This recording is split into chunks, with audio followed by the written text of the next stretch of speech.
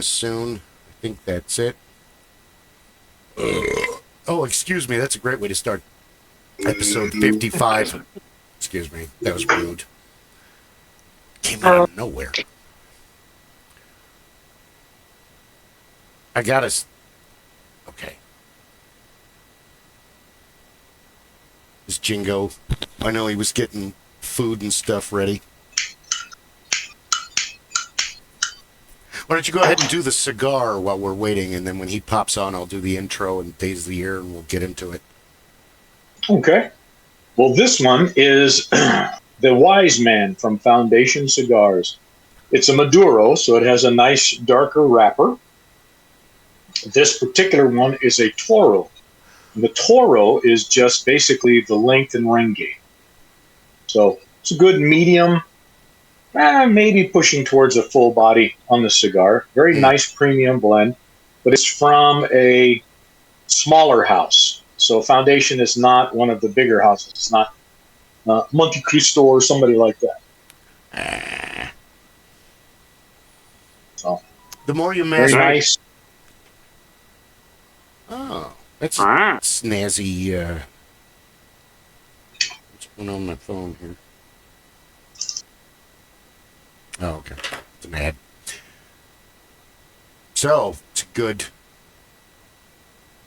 How was the game on Saturday? I'm sorry I missed it. Don't be sorry if you're not feeling good. You're not feeling good. Health first. And you guarded camp like nobody's business. Sorry. Yes, I am. At least I'm good at one thing: is guarding camp. Yeah, nobody stole our water, food, camels, or platinum. We're good. That is true. Rob, he did keep... Huh? Sorry.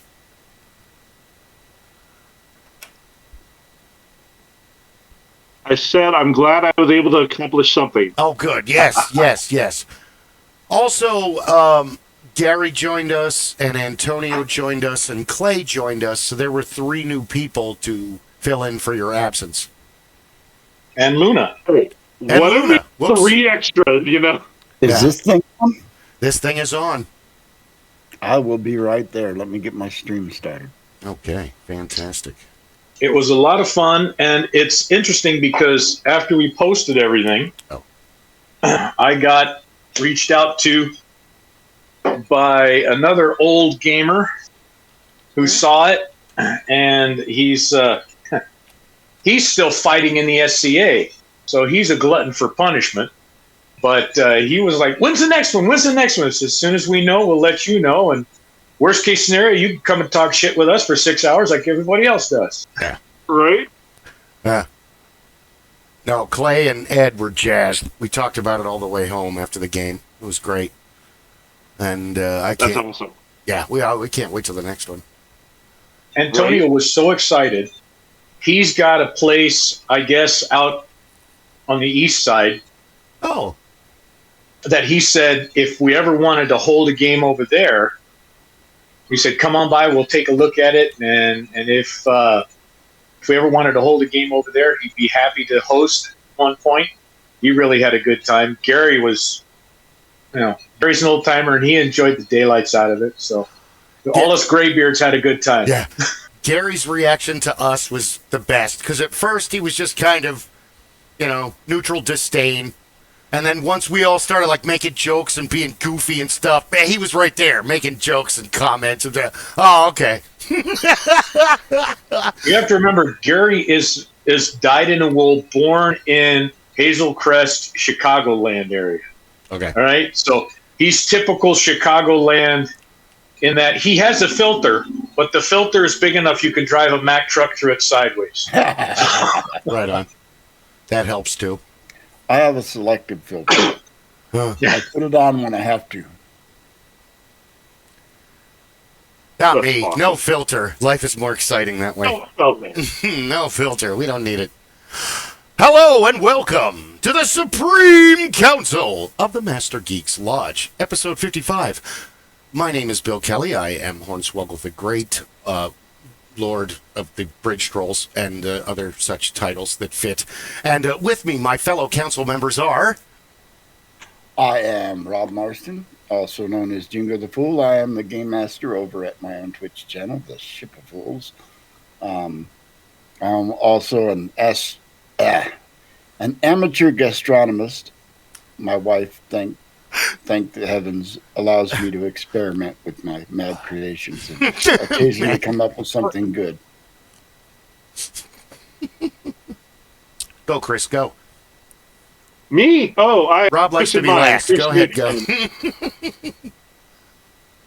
Writer, former comic book publisher, all-around nerd, geek.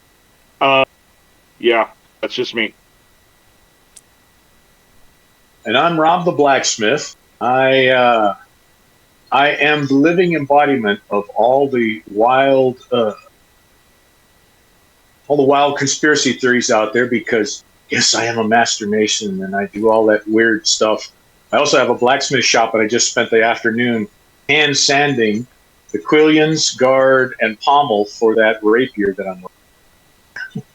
It looks very nice. Very nice. It's good to have skills. Absolutely. And never say never. You know, former this and that. I don't want to jinx it. I did not reach out to them. They asked me. I may be working out at Ren Faire this year.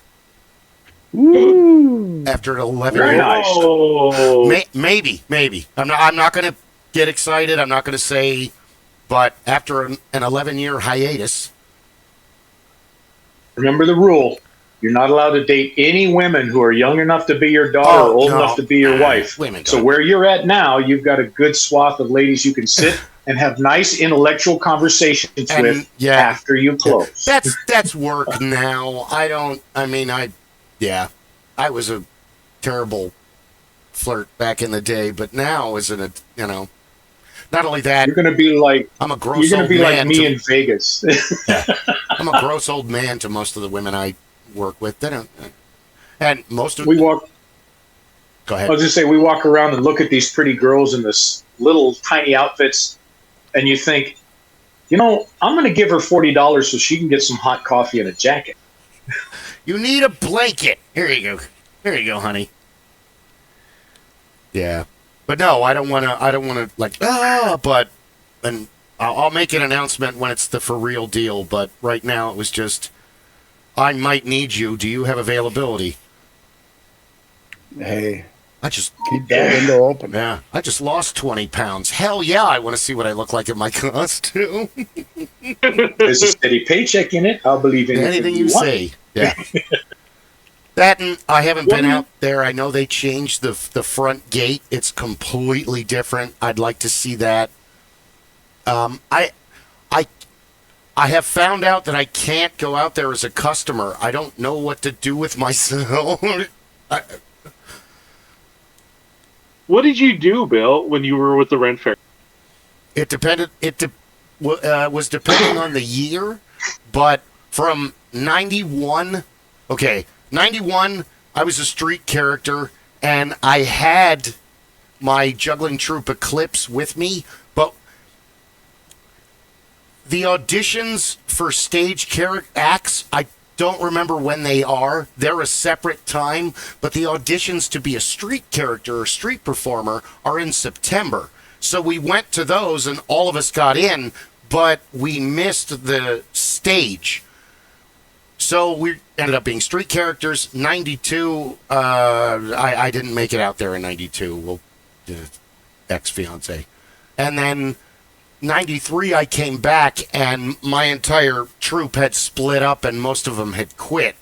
So I came out there as a street character, but in the course of the season, Bedlam Bells was brand new, and they were doing Morris dancing and stuff, and they really had no audience. So I was trying to help out Paul and Sam and Alicia and all of my friends, and at the same time I was dating Teresa Copaz, who would later go on to be the exhibiting floor manager in 2009. How weird is that coincidence? Oh my God, how are you? One of those moments. But then I was with Bedlam Bells in 92. And,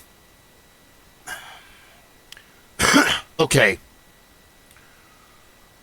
We're getting into my history of Faire. In 94 and 95, the dynamic of everything changes, and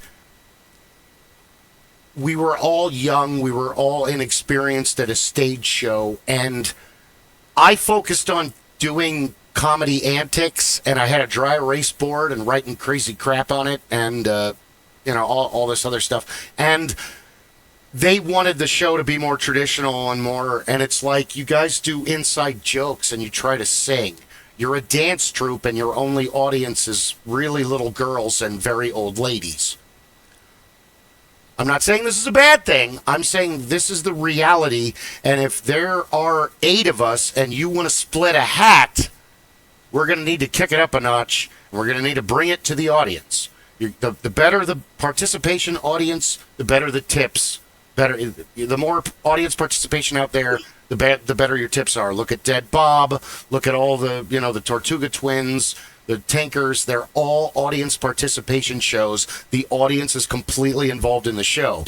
In the juggling and storytelling show that we did, it was half of it was juggling, and then the other 15 minutes, 20 minutes was storytelling, and we grabbed people out of the audience to be the main characters.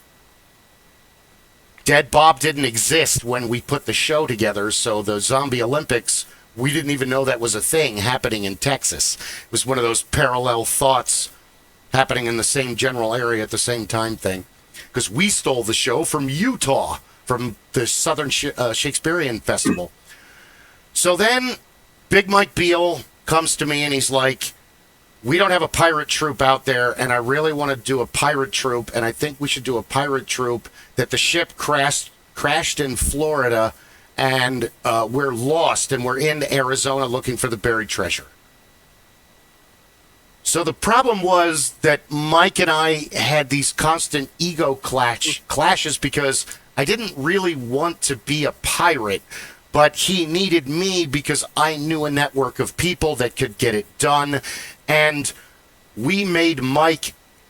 He's no longer with us. Mike passed away a couple years ago, but Mike was 6'7" and 480 pounds.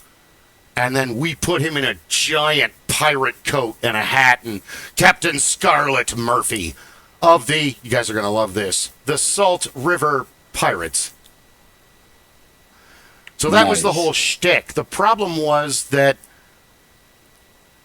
he kind of came at a moment where I'm like, Paul didn't really have control of Bedlam back then. He kind of was the third wheel to Sam and Alicia, and they were doing what geeks do best. The audience is going to like this if this is a pure, from the past show. You're going to have to step it up and put modern jokes in it. Okay, we will. Okay, you're going to have to put outside jokes. The audience doesn't know us. They don't know why these inside jokes are funny. All morning long, you've said the joke, and all morning long, they've stared at you unresponsive. That's a fail. After the second time, you should never tell that joke again. Strike it from the record. It didn't happen. So we were butting heads, and they were like, you need to do more dances in order to get a cut of the show. But I play the boron and the bones during the music, and I'm the reason you have an audience as much as you don't want to admit that. Because my Harpo Marx antics keep them... If you got up and left in the middle of the show, I would run after you screaming, sit back down! And the rest of the audience thought that was hilarious, that there I am tripping over hay bales and, I'm hurting myself, so it's funnier for the show, and they just weren't getting that. So they kept cutting my hat. I got really mad. I mean, everything's fine now. This was 1993. I love that. They're my Facebook friends. I love Sam and Alicia.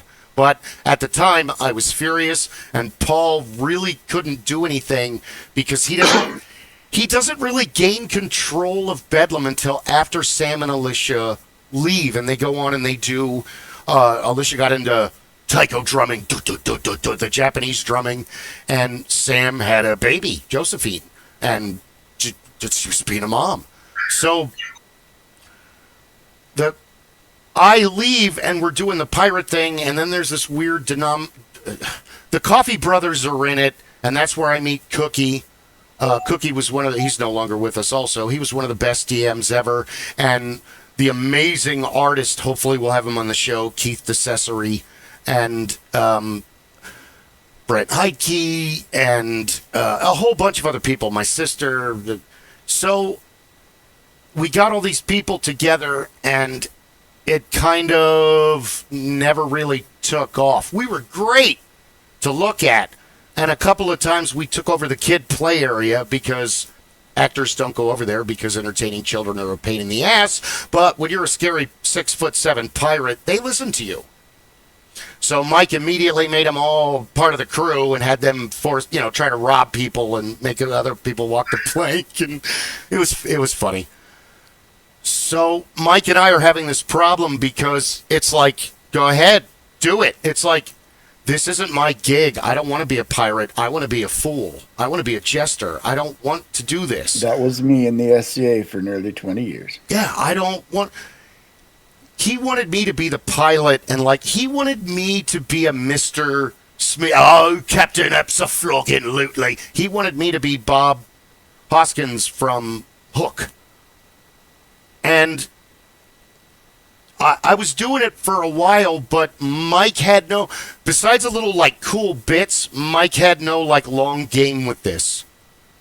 There was no, big reveal or a lot of... So it kind of fell apart, and then Jeff Marsden left after the first year, and he was the first mate, and he went to go work at the Plunder. Jeff passed away a couple years. We're all dying. We're all old men now.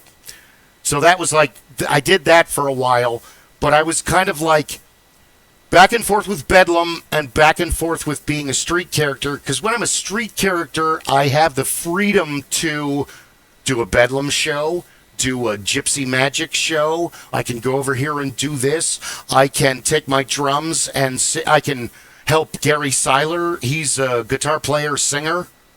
So he'll like to have me do, not any crazy drumming like I could with a violinist, but, back after I broke my hand, my boron career kind of failed, but back in the day, how do I inform you that I was the shit without coming off the sound? When you could do Wipeout with one hand and all the other boron players are, really? Teddy Mike Strong is as good as I am, and he's left-handed. So he and I would sit there and learn from one another, just watching one another, because finally, another left-handed boron player. Jesus Christ. Everybody else is doing this, and I have to figure it out on my own. So, and then I met Vosh from Kansas City, and that sucked because he and I were friendly, but then another musician created a lot of animosity in between us that didn't exist. Because they wanted to have this drummer drama, and it's we're drummers. We just sit around talking about drums we've played and stuff we like, and eventually, hey, thanks! And we'll just start jamming forever. It's you violin players that get all the egos, and drummers don't care. They really don't. I spent a lot of time, had a lot of fond memories of drum circles at night out at the SCA events. And, they use the traditional, you call it a doomtak or whatever you want to call it, the traditional doombek. Well, I had one that was, except that most of them were made out of bone or laminated wood. I had one, and I still have it, made out of spun copper. And it has a ring to it that just cuts across the drum circle. So rather than joining in the drum circle, I would, get a few bars of the rhythm and then start a counter rhythm so that you could hear me in between the beats, because my drum didn't sound like anybody else's. I can relate to that because I stole Paul's boron. He taught me about it. And within 2 weeks, I was a better player with his drum than he was, and that made him mad. So he let me keep it. And then he said, as soon as you buy another drum, I'm taking the new one, and you can keep the old one. because this isn't really technically a boron. No, not really. It's a.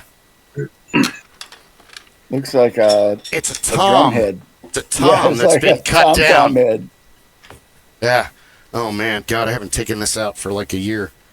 Got to get my chops up. St. Patrick's Day is coming, but all this animosity, and then like we would talk and we'd get together, and it was like all this like friction, and eventually we didn't. I never said that. No, I never said that about you. No, I didn't. You know, and all that. And he was like, I never said that about you, and it was like, after we put everything together, we figured out who it was, and later. He comes up to me because I'm in 99. I meet Christine in 2000 to 2015. I'm working at the costume rental shop and the Pirates Plunder off and on the season when Tatton and Frenchie need me.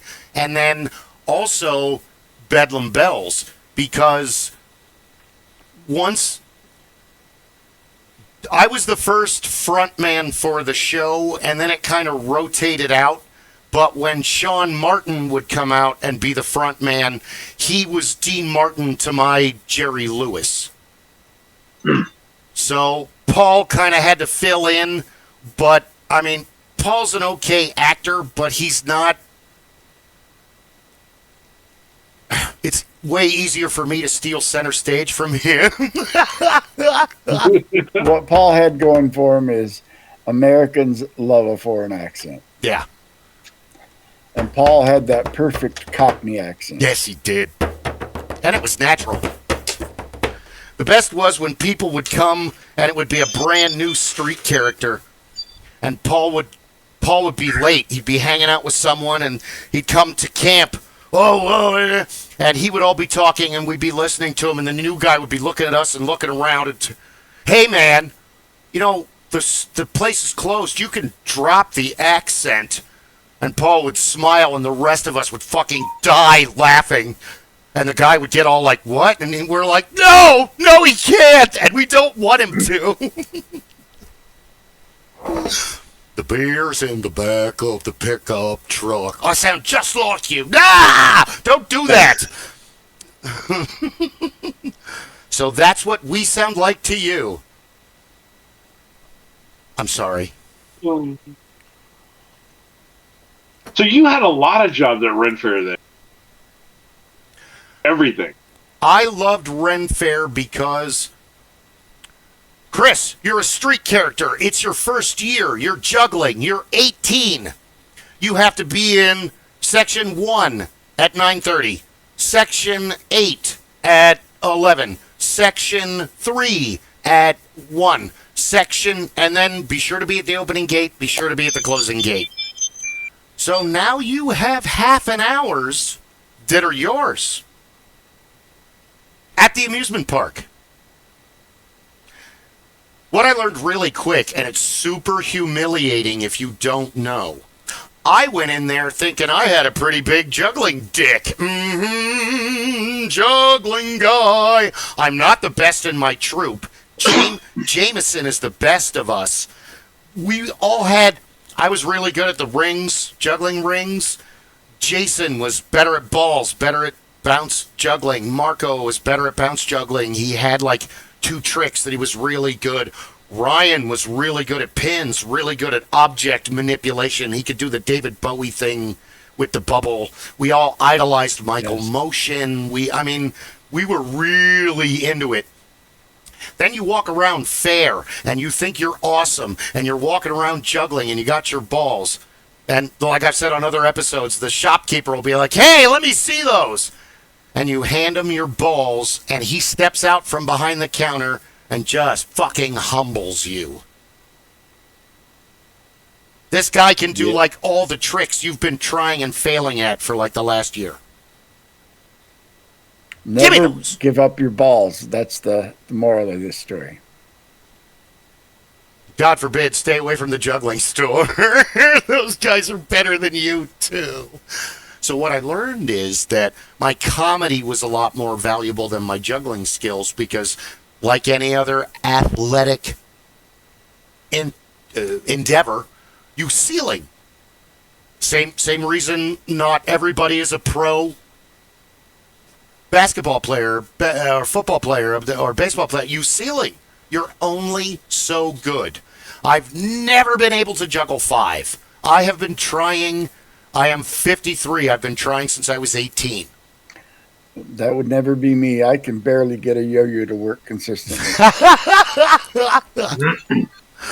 I just can't do 5. However, I'm deadly with one of these. Ah! I don't know where my penny whistle is. It's over there somewhere.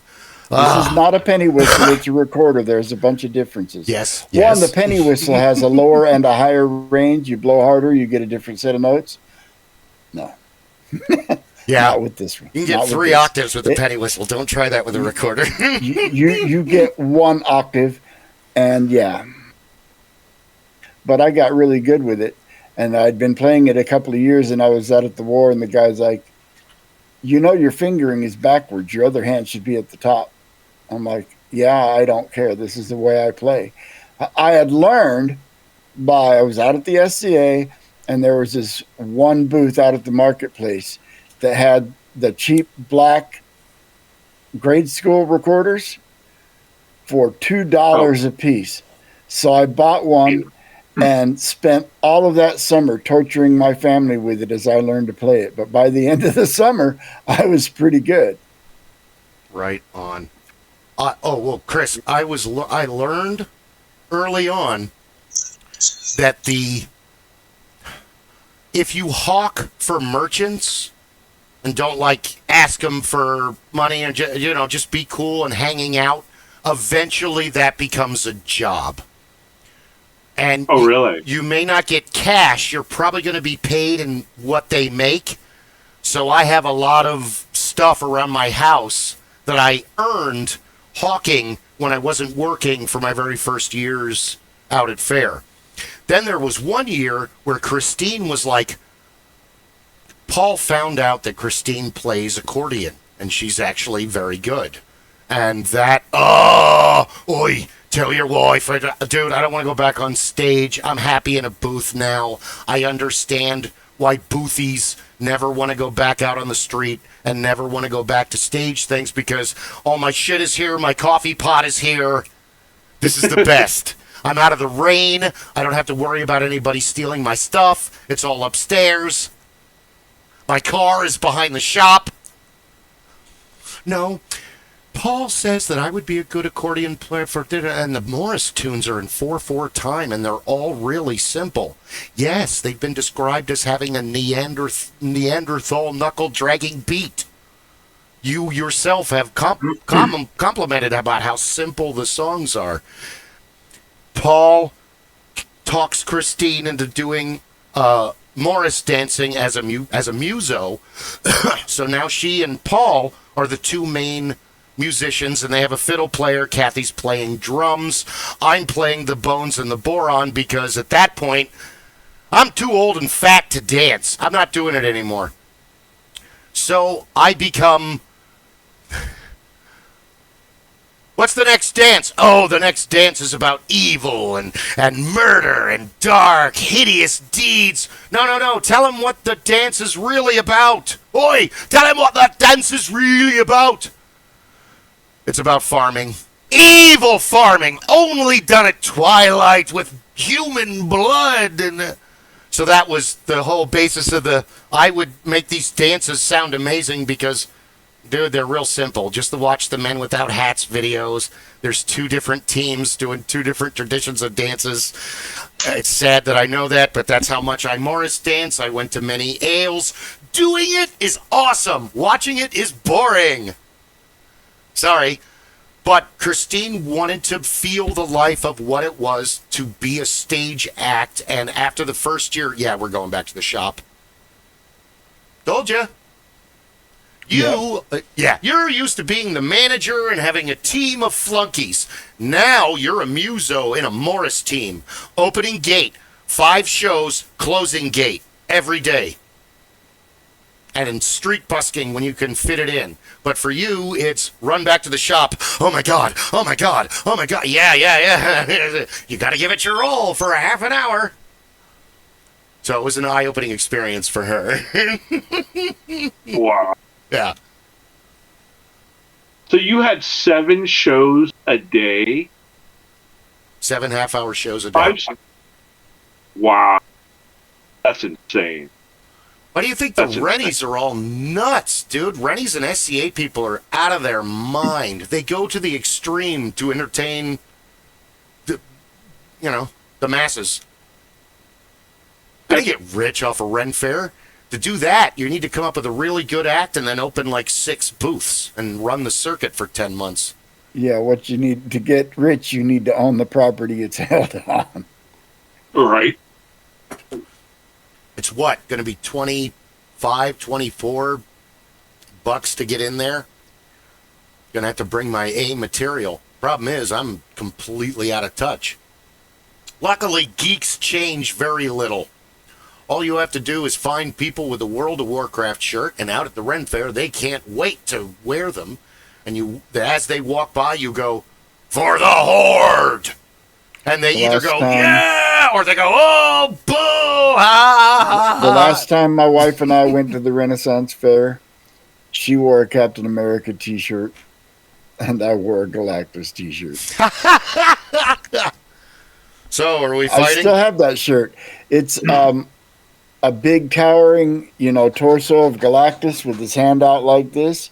And at the forefront in the bottom of the shirt is a skeletal and flaming Fantastic Four trying to run away. Awesome. I don't know. I like the shirt you got on now. I'm not a fan of Andy Warhol, but I do love Edna Mode. Luck favors the prepared, darling. That's like her best quote. That's like her best quote. Milan, darling. And guest. And guest. No capes. No capes. No capes. It's Helen Parr. Who? Helen Parr. Who's that? Elastigirl. Darling! Darling! I love her. Didn't Didn't like 8 actresses auditioned, but they're like, "Brad, why don't you do the voice?" He did. He ended up doing the voice himself. Look up Edith Head. Edith Head and Mr. Ed and... Edith Head was the real-life costume designer in Hollywood that Edna Mode is based on. And she had the weird Edith haircut Head is and a everything. real person. Yes, Edna Mode was Edith Head. She really was the souped-up superhero creator version. The superhero engineers that designed the suits and everything, they never get enough. Like Reed Richards and Tony Stark, they never get enough credit. But yeah, that was my career out at Ren Faire, and I've been a pirate, a fool, a Morris dancer. One day, I was caught in traffic for an extra long time. So then I went out there to all my street character pirates. Why don't we be the King's Royal Road Surveyors? So we took string and shovels and we just held people. We just held like 15 people for nothing. I got to be the foreman. Yeah. They loved it. It was great. They were part of the show. They were happy to do it. Yeah, we were like municipal people. That was fun because we would walk into a shop, whether we knew them or not, and flash one of the fake badges that we made. And basically, I was explaining to them that, oh yes, I'm Atticus V. Mean, and I'm the King's Royal Road Surveyor. Your shop is in the wrong place. Yes, yes, yes. And we had Keith drawing a map. And oh, yes, you've got to move your entire shop and everything behind it 3 feet to the left. I'm terribly sorry.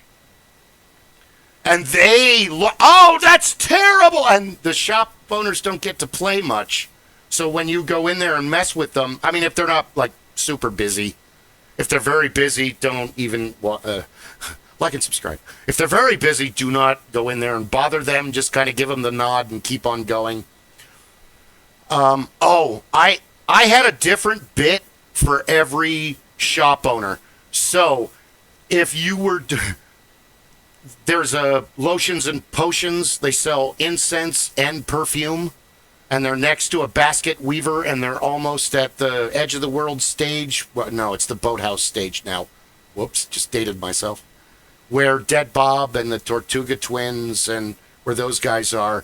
And the couple that's been, I hope they're still with us, but they were super old 11 years ago.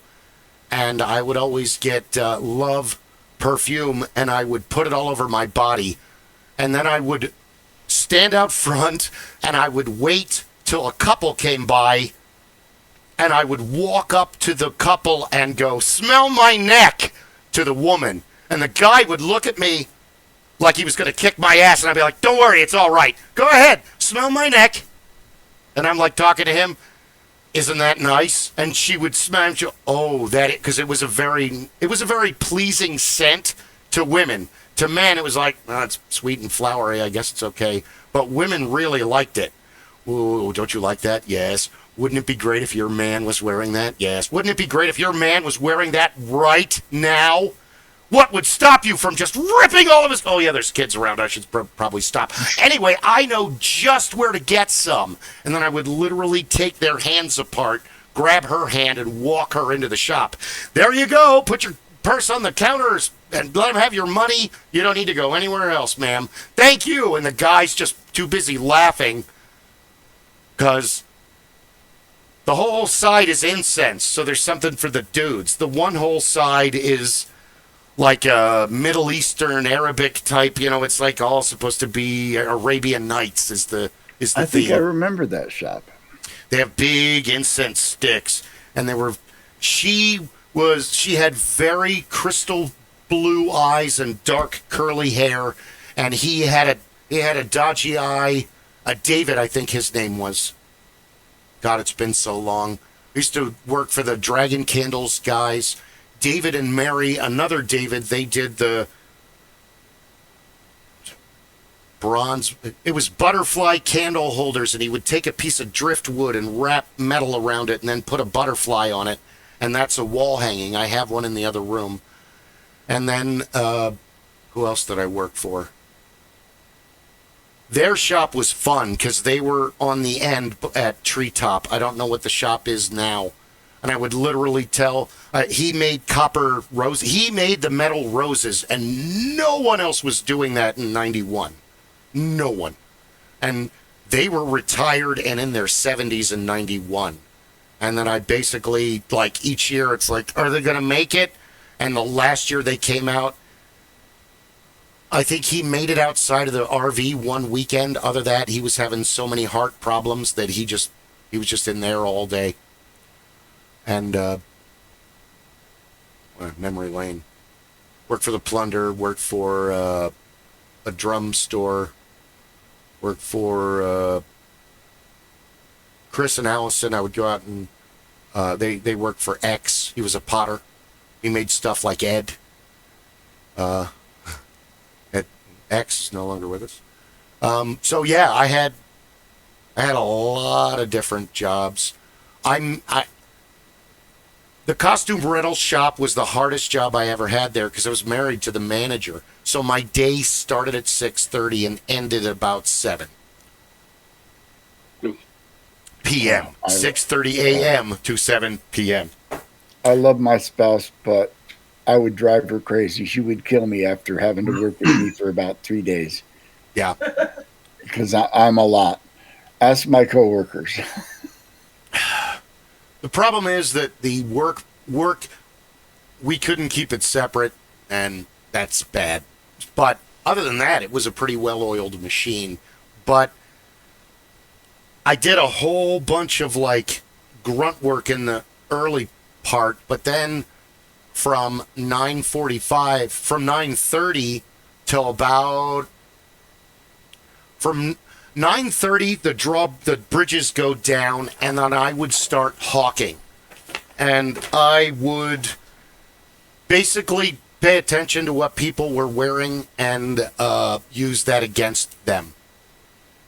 So I would kind of almost start an argument with a guy if he was dressed, if he and his wife had the same colors on, if they were both wearing like black or gray shirts and blue jeans.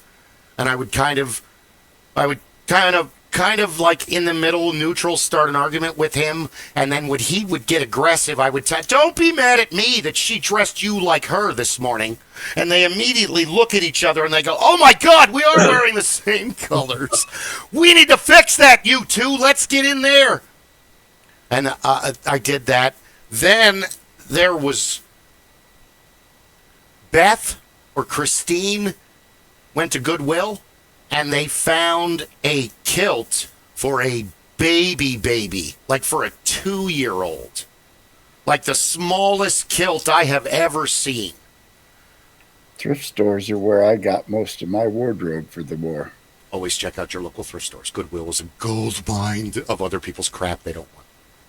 So, I stole from Kurt Cullen from The Haunt and from Comic Book Days, and he had a femur from a skeleton, and he was 6'9" and bald and covered with tattoos, and he would walk up behind women and go, I got an 18-inch bone with your name on it, and they would recoil, and he would pull out this plastic femur, and it had your name written on both sides of the bone.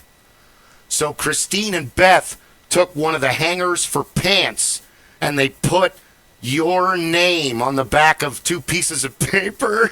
And then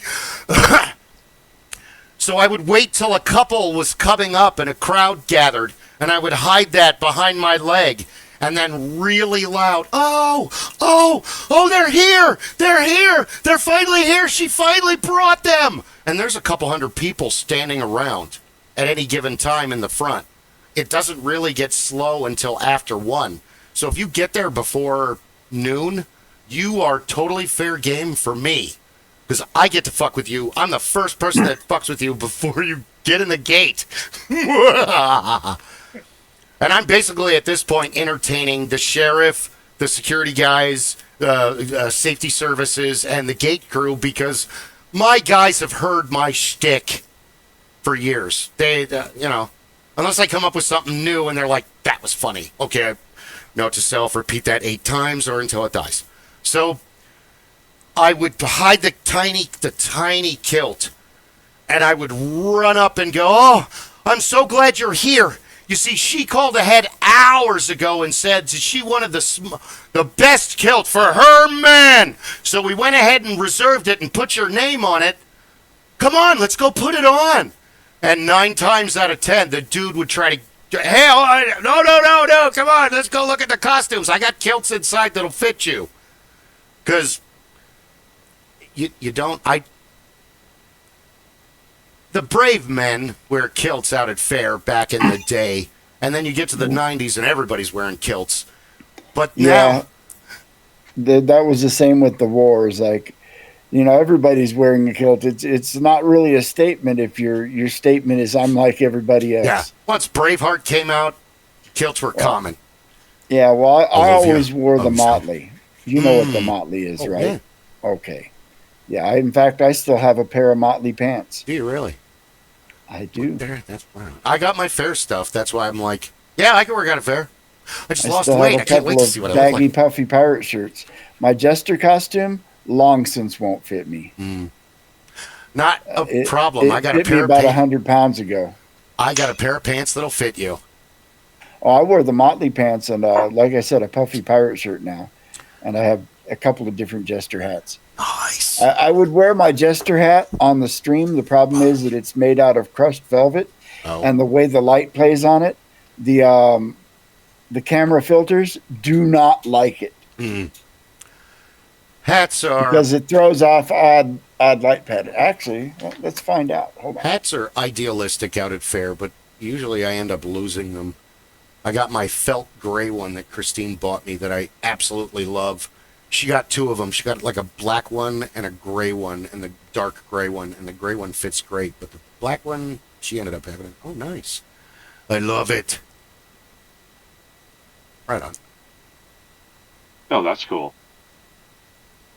2 guys walk into a bar. The third one ducks. Yeah. Now you'll have to tell Fozzie Bear-esque joke.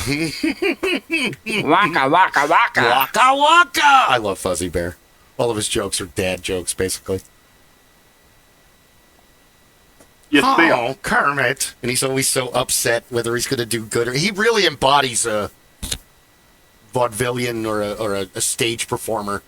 Are they going to like my show? Must go on. I think I suck, but I'm going to go out and entertain you guys. Hey, they liked it! You know, I got to laugh at that. And I miss that. I miss walking up to a guy and telling them, I have kilts, and you're never going to regret this. And I have 3 reasons that you're going to want to wear a kilt. 3 reasons? What the hell are you talking about? Reason number 1. The world is your urinal. Not here, though. This is a park. This is gross. Use the bathroom. 2. The breeze is amazing. I can't really describe it. You have to feel it. 3. Yeah. Well, I don't think I need to explain the easy access option to you. Yeah. Yes, it is easy access. And I learned being out at the war that, and since then I use it in everyday life, is that if you keep your upper body warm, you can keep your legs bare no matter how cold it is, and they won't really get cold. Yeah. Because I wear shorts 24/7, 365. I wear pants when I have to. Otherwise, it's shorts. I don't even like shoes. I wear shoes when I have to. I'm a hobbit by nature. Come summertime, I'll be wearing my sandals. You'll see me come over to game, and as soon as I get there, those sandals come off, and I'll be walking around barefoot all day. I'm Fred Flintstone. We do regulate a lot of heat out of our feet. But that... Yes. Also, you know what was a better pitch? The best pitch ever I came up with, and I heard it backstage from a woman, and then I used it for the rental shop, and a man and a woman would be coming up, and I know you want to see her in a bodice. Yeah, no. Yeah, no. Okay, but ma'am, just let me point this scientific fact out since we're in the Dark Ages. With a little pulling and some cinching, we can turn an A cup into a D cup all day long. And she literally will do a 90-degree... Okay, we're going to go look. Because every woman... Up and out. Up and out. Lift, and I can't breathe. You've got giant tits now. Okay. I've tried to talk my wife into a bustier, but it's like... It would break the world. Yes. The best part about the first Pirates of the Caribbean movie... I just got in trouble. It was totally worth it. The best part of the Pirates of the Caribbean movie is when she passes out from being in the corset, which happens out at fair, and they always tell women, are you sure you want to wear a corset? Because it literally is pressing... The bodice squeezes everything up and out. The corset... You can't expand your diaphragm. Yeah, and it presses everything together and down, because the whole thing is to look like you don't have giant boobs. Where bodice wants you to have giant boobs. Go bodice. Go bodice. We're team bodice all the way. Fuck that corset. No boob squashing here. Let the ladies free. Set the puppies loose to play. I can't imagine having to wear a bra, so I don't blame women that don't. No, thank you. Wearing underwear is punishment enough. Episode 55. Like and subscribe, folks. I want to apologize to the entire geek culture, geek community, geek club, geek council, and geek everything else, and all the nerds included. We made absolutely no mention lately of Eric von Daniget, his passing.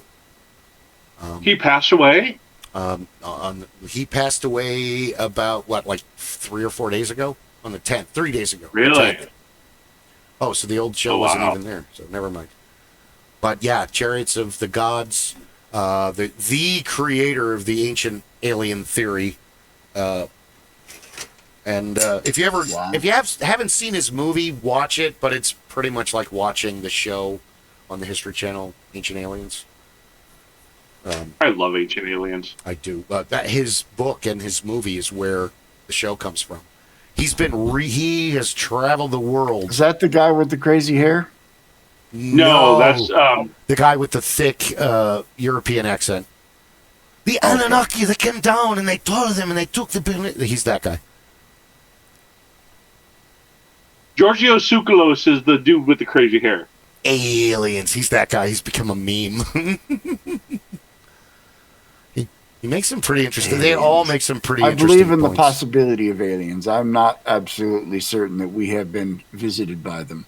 There are aliens out there. Whether they've been to us or not, we are out in the sticks. I like what Isaac Asimov said. There are two possibilities.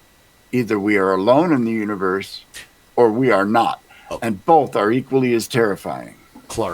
Arthur C. Clarke. It was Arthur C. Clarke. Arthur C. Clarke. Not to be like, but Arthur C. Clarke said that. I'm a firm believer that the aliens are out there. The aliens have been here, but it was like when the first explorers came upon monkeys in the jungle that had been eating fermented fruit, and they kind of looked and they watched. They went, we're out. We're gone. I believe that the whole 2001: A Space Odyssey theory could be correct. That at some point in the past, the aliens came along and said, "Let's muck around with this planet and see if we can grow people." Yep. First, we'll take this giant rock and drop it on Mexico. Wipe out what was there. Start fresh. I think we're an alien ant farm, and different alien species have been in charge of us from different... We see... All through time, we see different aliens. People have different reports of different kinds of aliens visiting the planet. The Greys, the Blues, the Nords, the Plebeians. I'm not entirely convinced that Pleiades. It comes from other planets. There are depths of the ocean that we don't know what's down there. Or, they might come from somewhere else in our solar system, and because they developed, well ahead of us, they've managed to keep themselves hidden. There's all kinds of possibilities there. If the ecosystem on Earth is a microcosm of the ecosystem that's out in the universe, how do we know we haven't already been swallowed by some giant space worm, space dragon, space whale, space octopus? Maybe we're already in Yogg or Slogos. We don't, but Slogoth. Look at the parallels to look at the atomic structure of things. How you've got the nucleus and all of these protons and electrons orbiting, just like a solar system, just like a galaxy. So who's to say that, every atom in our body might have its own universe in it? The Dalai Lama actually wrote a book about it called The Universe in a Single Atom. He's written a couple of different books that address the commingling of Buddhism and technology. I like what he said House. was, if science was to prove a Buddhist tenet wrong, Buddhism would have to change. And you're getting into philosophy, yes, which we're leads getting into religion. Philosophy. Yes. Because I would make the comment, the Jews have the same philosophy. It's this way until we're proven wrong. It's not this way. Okay, we had that. Now we're on to this now. But I stick with Taoism. You don't have to, be allegiant to anybody. Taoism. It's the hardest one. There's a variant splinter faith of Taoism that is practiced here in the United States, and it is actually official registered religion. And I am not ordained in Arizona because that requires licensing fees, but I am a priest of Dudism. Dude. Dudism, yes. Dude Dudism is abides. basically Taoism.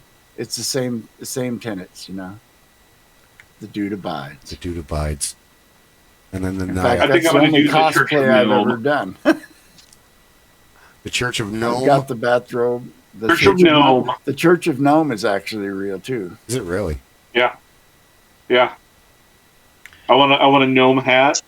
I want the whole gnome outfit. Is There there you go. Pontiff Gnome Anne? You What? know, Gnome Anne? I'll have to bring up the cartoons with all the Gnome Anne puns. Like, to boldly go where Gnome Anne has gone before? I'm not sure.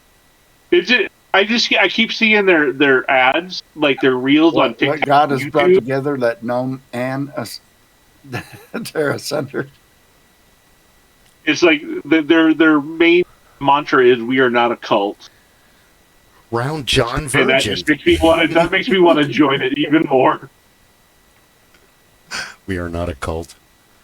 I We don't are have not a cult. time for a cult. It's so demanding. They want all your free time. Yep. I am the world's largest garden gnome. Stand by that. We need to make you a costume. I'll have to hit Kathy up. Yeah. Be great for a Halloween haunt. Just jump out as a giant gnome. Go to No! Comic-Con Nope, as a group humans. of gnomes. Huh? The The red have cap. to, Cover your cap in red paint and get a big bloody sword. I'll have to get with my friend Vlad and his wife Elena and have them teach me Ukrainian so I can tell everybody I am the Chernobyl garden. This is what happens when you leave the electric lights running too long. Oh, God. That's awesome. Like and subscribe. Oh my god! But I yeah, have go ahead. Oh, go ahead. An odd question. I'm going to take us off on an odd tangent here. Okay. If your life was a sitcom, who would play the lead role? Who would be you? My life was a sitcom. Oh my god! Who would you have play you? That's kind of easy. Christine's been telling me this since we met. I kind of look like that guy from the fat kid from Stand By Me that was also in Sliders. Jerry O'Connell. Jerry O'Connell. Very O'Connell. So yeah. he could play me. Um, Cause she's like, you look like him. I'm like, kinda, I guess. I don't spend that much time looking at him or me. I think I would choose Whoopi Goldberg because her sense of humor is very close to mine, and we have the same comedic sensibilities and timing. She's gonna wear whiteface. That's racist. No. No, she won't wear whiteface, but everybody will pretend she's a white dude. Oh, and it'll come be on. a joke. Well, that would be funny too. But you could be like when Eddie Murphy becomes a white man on Saturday Night Live. There was only one other black man on the bus, and when he left, they all like, "Go ahead, No, take if it." I was to ever paint my face for a costume, it would be some definitely non-human color like purple. Yeah, I'd be an Andorian and paint myself. yeah. I don't cyan. want to start a fight. It's okay.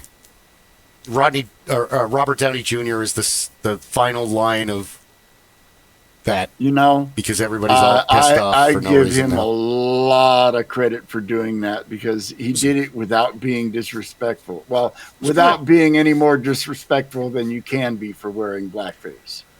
But It was done on the level like that as Soul Man with C. Thomas Howell and James Earl Jones back in the early 80s and Leslie Nielsen, where it was still super racist, but at least they tried to, it's still homogenized with America. It's not like, like Paul said, the African American male has a bigger identity because if you're black in England, you're just black.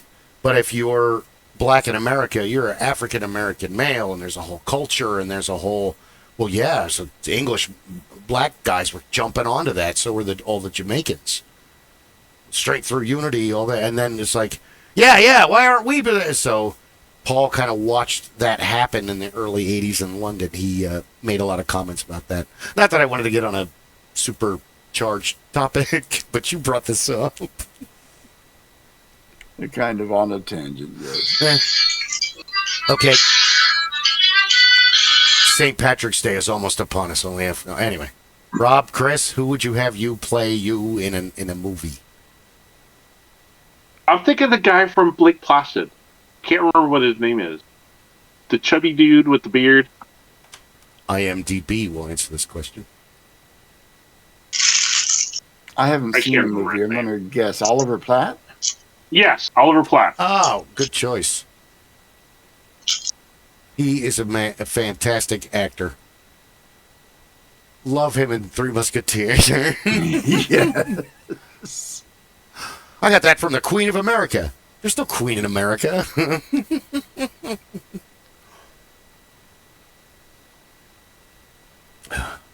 That was a fun movie. Oh, speaking of, Let's say there are plenty of queens in America if you go to the right neighborhood. Oh! Today, for Days of the Year, it's National Rubber Duck Day, National Korean American Day, National Shop for Travel Day, National Kaelnig Day. It's Welsh. It starts in like 1780. It's basically like New Year. It's like Christmas and New Year wrapped together for smaller gifts, and it's like the spirit of giving and helping and community and all that. It's cool, but it's more of a Welsh thing. I had never heard it before. But it's also Public Radio Broadcasting Day. Figure you'd get a kick out of that. Rob, who would you have you play in a movie? I'm going to pull somebody out of the hat, out of the old timer. Bud Spencer. Bud Spencer. Yeah, you're going way back. Fair enough. He's a big burly guy. Back when he was playing with Terry Hill, they used to have all kinds of fun. Bud Spencer was always kind of the quiet muscle. Yeah. I would say that was Jackie, my job for years. Or Jackie Gleason, but you are not a raging alcoholic. Well, you want to know the scary thing? There is a somewhat distant but an actual familial relationship on my father's side to Jackie Gleason. He was my father's second cousin or something along those lines. My father met him. My father had graduated from University of California, San Francisco, was an officer in the Air Force, and had the opportunity to meet Jackie Gleason, I believe, in Las Vegas. And he went backstage. He got to meet him, and he introduced himself, and he says, "Hi, I'm a relative," and he gave him the background. And he said the first thing Jackie said to him was, "All right, kid, how much?" He thought my dad was there for a touch. My dad says, No, not at all. He said, "Mr. Gleason, this is my family relation. I'm honored to get the chance to meet you, and this is a wonderful thing, and I'm going to get to tell my aunts about this and everything else." No. I'm taking stories home. Yeah, after he got the chance to kind of explain it to him, he said he was a wonderful guy. They sat and talked for like 25, 30 minutes, had a good time, and then that was it. So it was just a really great time. So for years, when my father got older, at his office here in Phoenix, they used to have a big costume contest for Halloween. And every year, he dressed up as Jackie Gleason. He had his old Air Force hat. He took off the medallions and everything, and he put together the bus driver's uniform, and he was the MC for the holiday party. And there was, I still have the picture. There was one year, there was this lovely young lady who dressed up as an angel. And you can all imagine the costume she wore in the late 80s as an angel, the white negligee with the big wings. And she was, okay. I have the picture. She's beautiful. My sons looked at her for years like, "Who's that?" That's somebody you'll never get to meet. Don't worry about it. Yeah, my imagination's pretty dirty. Do we want to talk about this on the? Oh, okay. Excuse me. It was just able to pass muster to get by in public. We'll leave it at that. I almost sent you home. Jackie Gleason had some really good moments. One of the movies that stands out to me for him, and it wasn't a great movie, was Smokey and the Bandit 2. But if you remember in that movie, he played a whole bunch of different Buford T. Justices. A Canadian one, a gay one, like there were 5 or 6 different characters, and each character was an entirely different characterization and persona, and he nailed them all. Yep. Go, Chris, go. I was thinking for Rob the Blacksmith, the guy who played Grizzly Adams. Oh, Dan Haggerty. Dan Haggerty. Dan Haggerty. Yeah, Dan Haggerty. Guy with a big beard. I remember him dominating on Battle of the Network Stars. Yeah, he did. It would be like having Brad Garrett out there. Easy enough to get Rob the Dio. No, that would be good. Yeah, Dan Haggerty. Yeah, definitely Dan Haggerty. Okay, can I talk about the documentary I watched last week? Did you want to? Absolutely. Okay, go ahead. Go for it. Selling Superman. Selling Superman. I actually heard about this on the Jim Cornette show. And I don't know if anybody remembers Jim Cornette from the 80s, but Sounds familiar. it's an Amazon Prime 4 episodes, and it's about a guy with Asperger's disease who collected comic books. And apparently he hid these comic books from his family. He had over 300,000 comic books. Oh, my.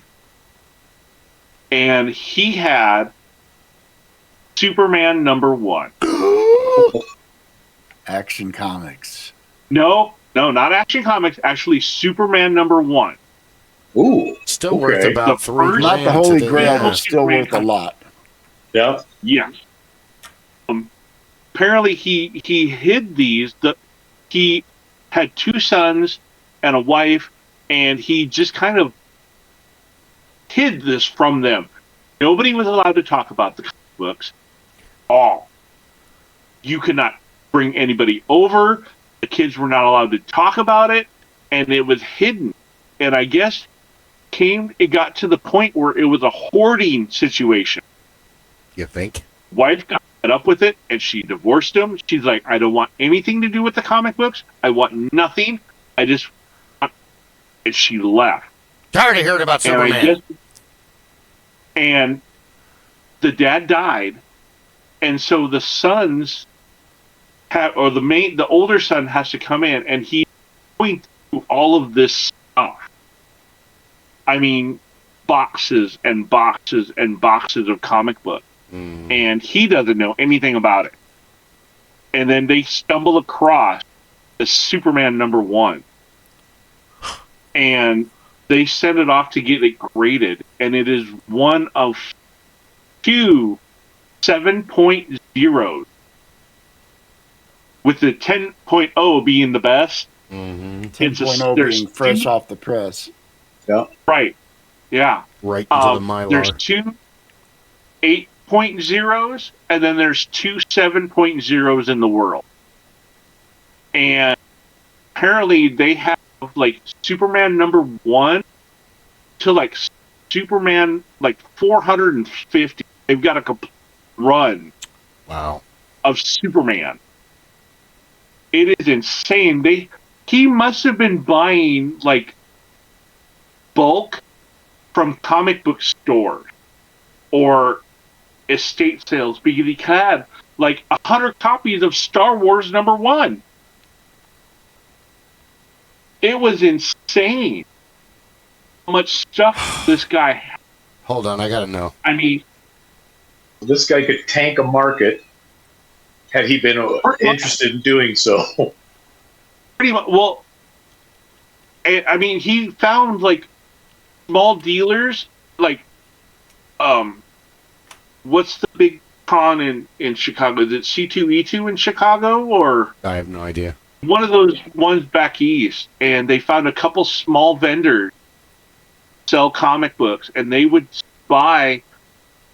sell for him because the dude had no idea anything about this, nothing at all about comic books, and they got like a bunch of them graded, and they got the Superman #1 graded, and they were making a documentary, and I guess when they were filming comic, they dropped. And the case, because you've seen the CGC cases, they come into plastic, like frames. Yeah. They dropped it and they broke the case. Ooh. And the guy was like, hell. I mean, he was stressing out over this. Considering, according to the internet, Star Wars #1, just for example, in a like bad condition, like missing a cover, that it's still worth $175. In really good And he had condition, people are fighting over that on eBay right now, and one of the things is up at $4,299 for Star Wars #1. That's only 1977, folks. Yeah. Like I said, he could tank a certain market if they had the thought to do it. I've got 20 of these. I've got 15 of these. I've got 40 of these. I've got 100 of those. I'm going to put them all on the market. Tank the market for that. Yeah. How much is my Guardians of the Galaxy? They put the in like one of those cases that you see like secret agents carry, and he went down to Florida, and I guess wasn't damaged. Good. When they opened up the case.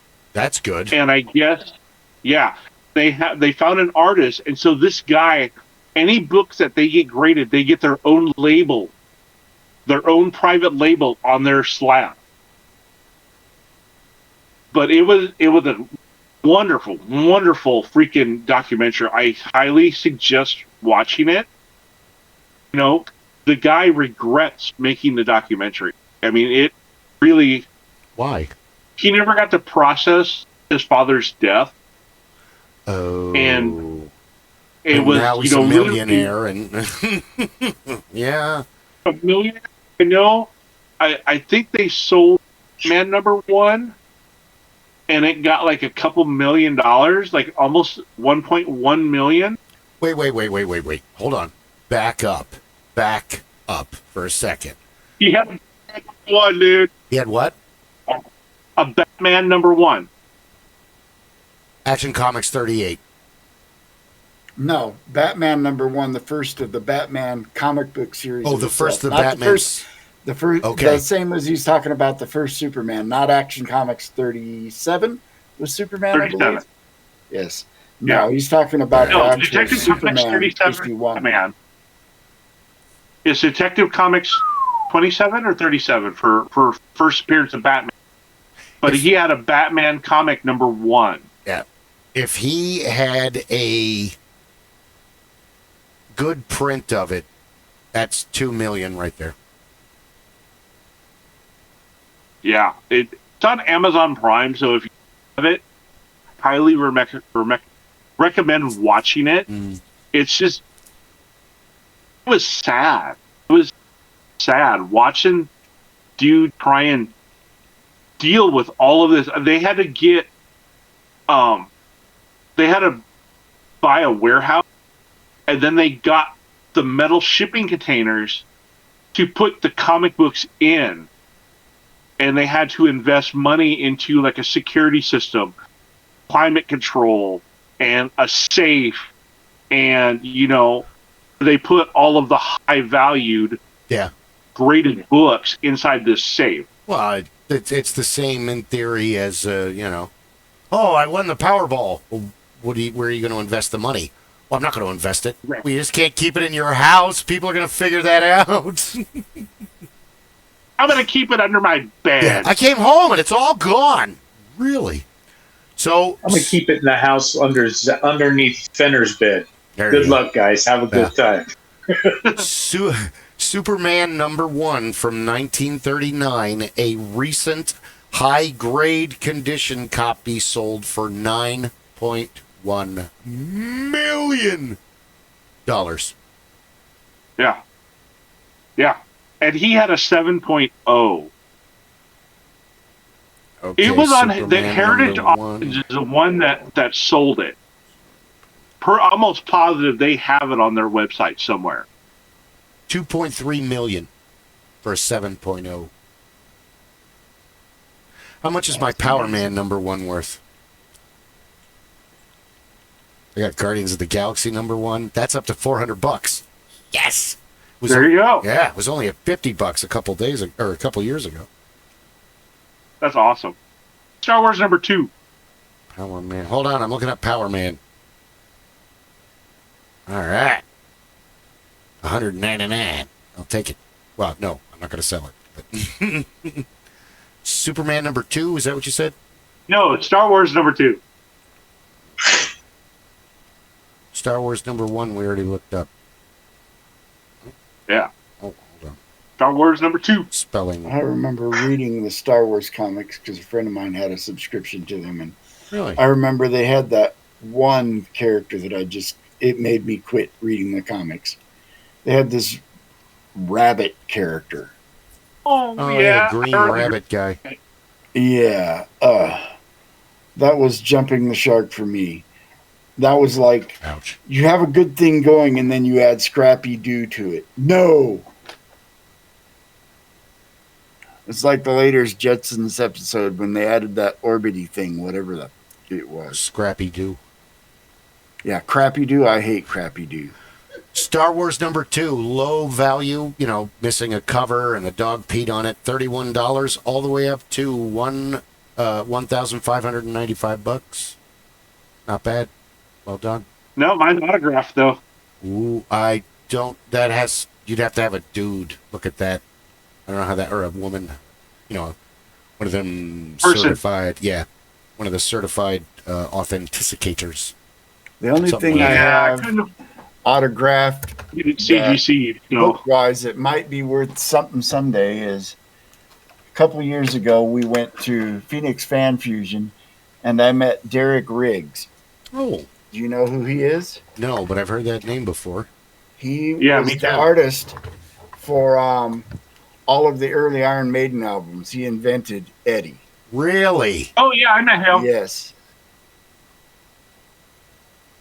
I Nice. got his book, and I got it autographed, and check this out. He drew me a personalized Eddie as part of his autograph. Nice. So jealous. To meet him in Tucson one year. Awesome. I worked He always does Tucson Comic-Con. He's been at the Phoenix Fan Fusion the last couple of years, but that's awesome. I met him, and I'm a big Iron Maiden fan. It's one of those bands that I geek over. I have like Iron Maiden Funkos all over the place.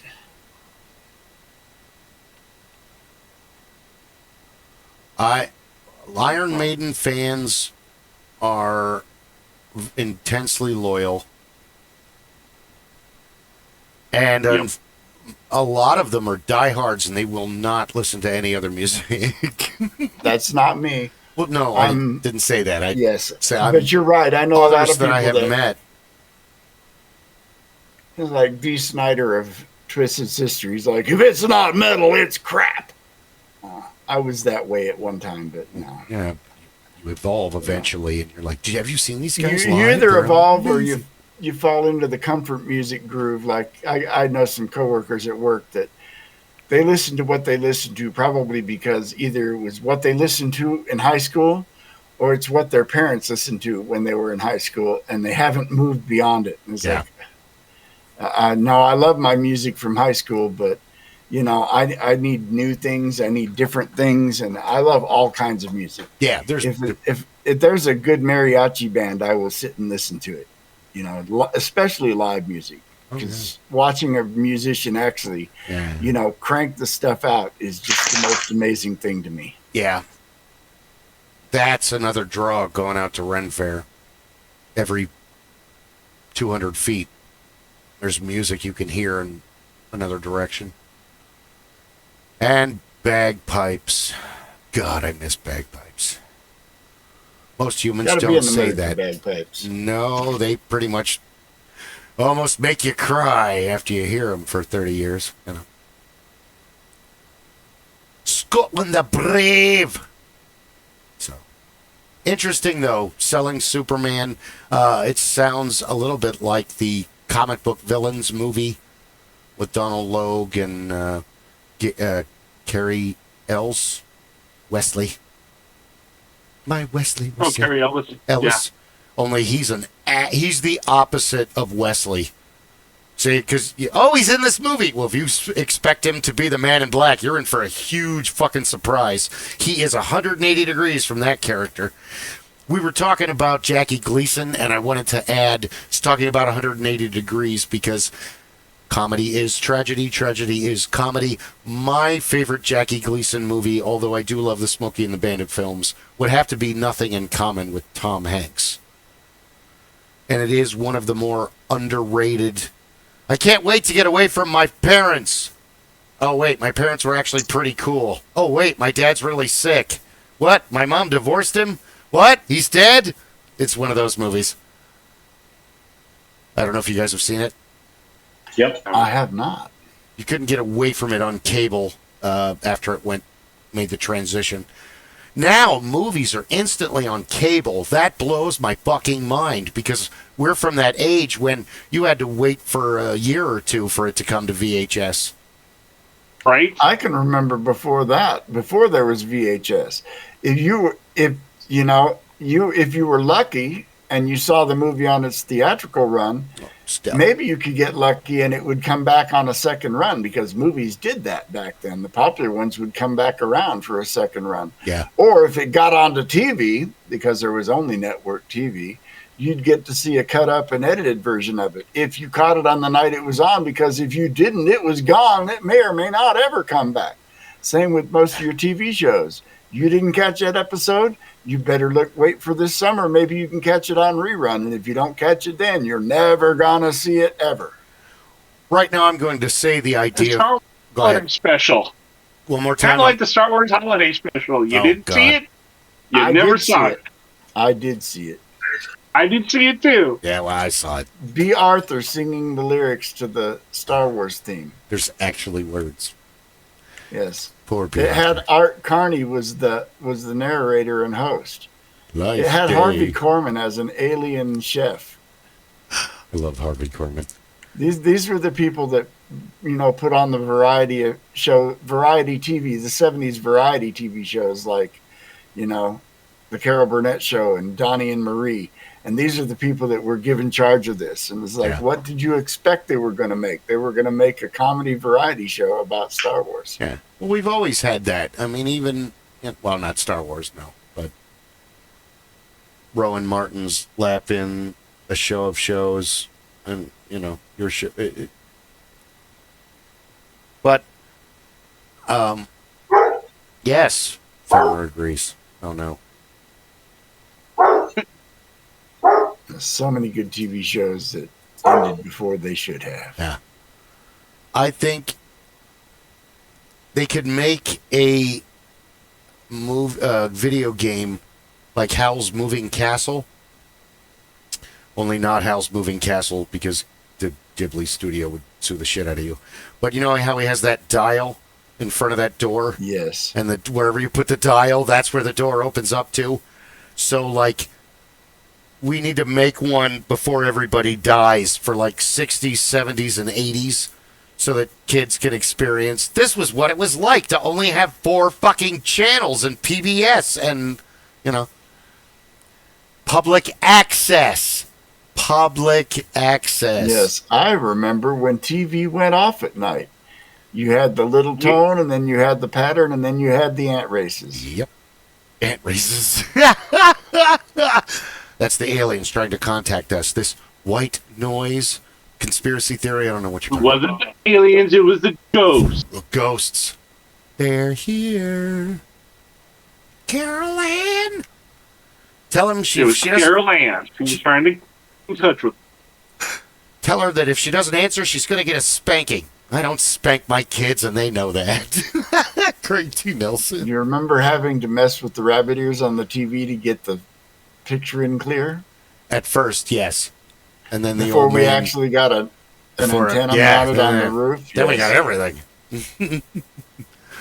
I remember the first pre-cable channel on TV. On TV, yes. Where you had this thing that mounted on your roof and it pointed at a dish on South Mountain.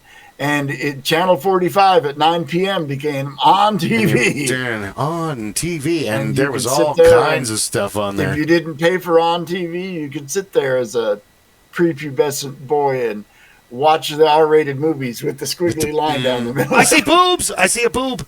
Yeah. That was our world. Or that was, well, there was quarter inch, and then there was Betamax, and then there was VHS, and then there was DVD, and now what's next? Oh, we don't need anything. It's all digital. Yeah, until it gets erased. Till when? Huh? Till when? Yes. I forgot Laserdisc. Because they're taking stuff away off of digital. Yeah, they've been wiping out archives of shit because, well... Like the Looney Tunes. Yeah. They took the Looney Tunes off of HBO Max. No, we don't have access to Looney Tunes or Futurama. We're not happy campers. Futurama's on Hulu. Is it really? Okay. Yeah, it's on Disney Plus Hulu. Disney. Remember when Disney used to be good? Back in the 80s? Like Fox and the Hound and shit, back when, was still okay. Now Disney's like this. Disney is like the fake business in the movie, the silent movie with Mel Brooks. We were talking about him. I wanted to bring it up because it always cracked me up. The bad guys, their company is called Engulf and Devour Incorporated. It's totally that. And they all look like 1800s, like, Victorian steel barons. Robber barons. Robber barons, thank you. Yes. Yeah. We need to make that Oil video game tycoons. so you can go 1960 because the 60s in comparison is equally dynamic as the 80s and 90s were. And rock and roll is still fledgling in the early 60s, and we don't really like that. There was still doo-wop, R&B was getting big, everything was changing. The state of radio in the early 60s, we didn't have formatted radio stations the way we do now. No. The radio stations, you'd turn it on and you'd hear Elvis and Hank Williams and Patsy Cline and the Beatles and the Beach Boys and Chubby Checker and all of it. That was back in the days of payola when the record companies would pay you to push their records over others. Something which people think it still happens today, and it doesn't. But there's a whole lobbying industry in the radio industry about trying to get radio stations to play certain songs. But, no money is exchanged. Well, that is strictly against the law. If you want to talk about 50s and 70s, or 50s and 60s and 70s, in the 50s and... Wait, now I got to look it up because I can't remember what the old man... really changed radio... Well, it was all AM until the early 70s, the late 60s, early 70s. Yes, when they first came out with a solid-state FM radio so that you could What's the year? He told me. Actually dial in. Oops, not playing Christmas music. Hold on. FM radio sucked. Your transmitter signal would drift. You couldn't get it in clear, so... It used to be back in the 60s and into the early 70s, the FM radio stations are where the losers went. If you got played on FM, it's because the major stations, like KTAR was a powerhouse in the 60s and 70s of pop music. You are right. Everything you're saying is here. It's on the internet. It must be true. And then Jingo backed it up. I learned all of this at radio school. Oh, well then, why am I even looking it up if you already know all the... You took radio history and radio theory. Yes, they made us learn some radio history in radio school. Alternating modulation and what is it? Frequency modulation. Do you know why radio stations west of the Mississippi start with a K and the ones east of the Mississippi start with a W? Oh, the old man told me. Shit. God, he told me so much stuff. It's all because on the East Coast, Westinghouse held the patent for radio transmitters. And, when Kaiser came out with theirs, there was, a struggle between them. And it was eventually agreed that Kaiser would only sell their transmitters west of the Mississippi. And Westinghouse would sell theirs east of the Mississippi. So if you were a station that had a Westinghouse transmitter, you started with a W. If you had a Kaiser transmitter, it started with a K. Because we're all I remember the tail end of the Crux Kriz battle. I remember Crux. I used to live out that part of town. You were either a Crux or a Kriz kid. So which station did you listen? Was the classic rock. I remember in 1981, KRUX was still on the air, and they were the exclusive place that would be selling tickets to the Who concert, the Halloween. In 1981, the Who on their first farewell tour played Halloween night at Sun Devil Stadium. Nice. And me and a buddy of mine went and stood out from 5 o'clock in the morning outside the Crux Studios to stand in line to get tickets to that concert. I remember being 16 and I had my Red Rocker card from 98 KUPD. I think I still have one. The Freeway Mooner around appeared. Somewhere. I had it for so long and had it in my wallet because they would just make surprise. Better to have it with you than leave it at home. I also... I got a lot of stuff off the Freeway Mooner. For a short while in the 90s, there was this radio station out of Texas that had a local transmitter called Z-Rock. Yep. And they were the originators of the Z-Rock Metal Militia. And I still have the Z-Rock Metal Militia dog tags. Right on. Do you remember Frank and Craig? Yes. I remember Z-Rock, one of their logos locally was Better Dead Than Red because they were competing with KUPD, which was the Red Rocker station. Craig is Gary's nephew.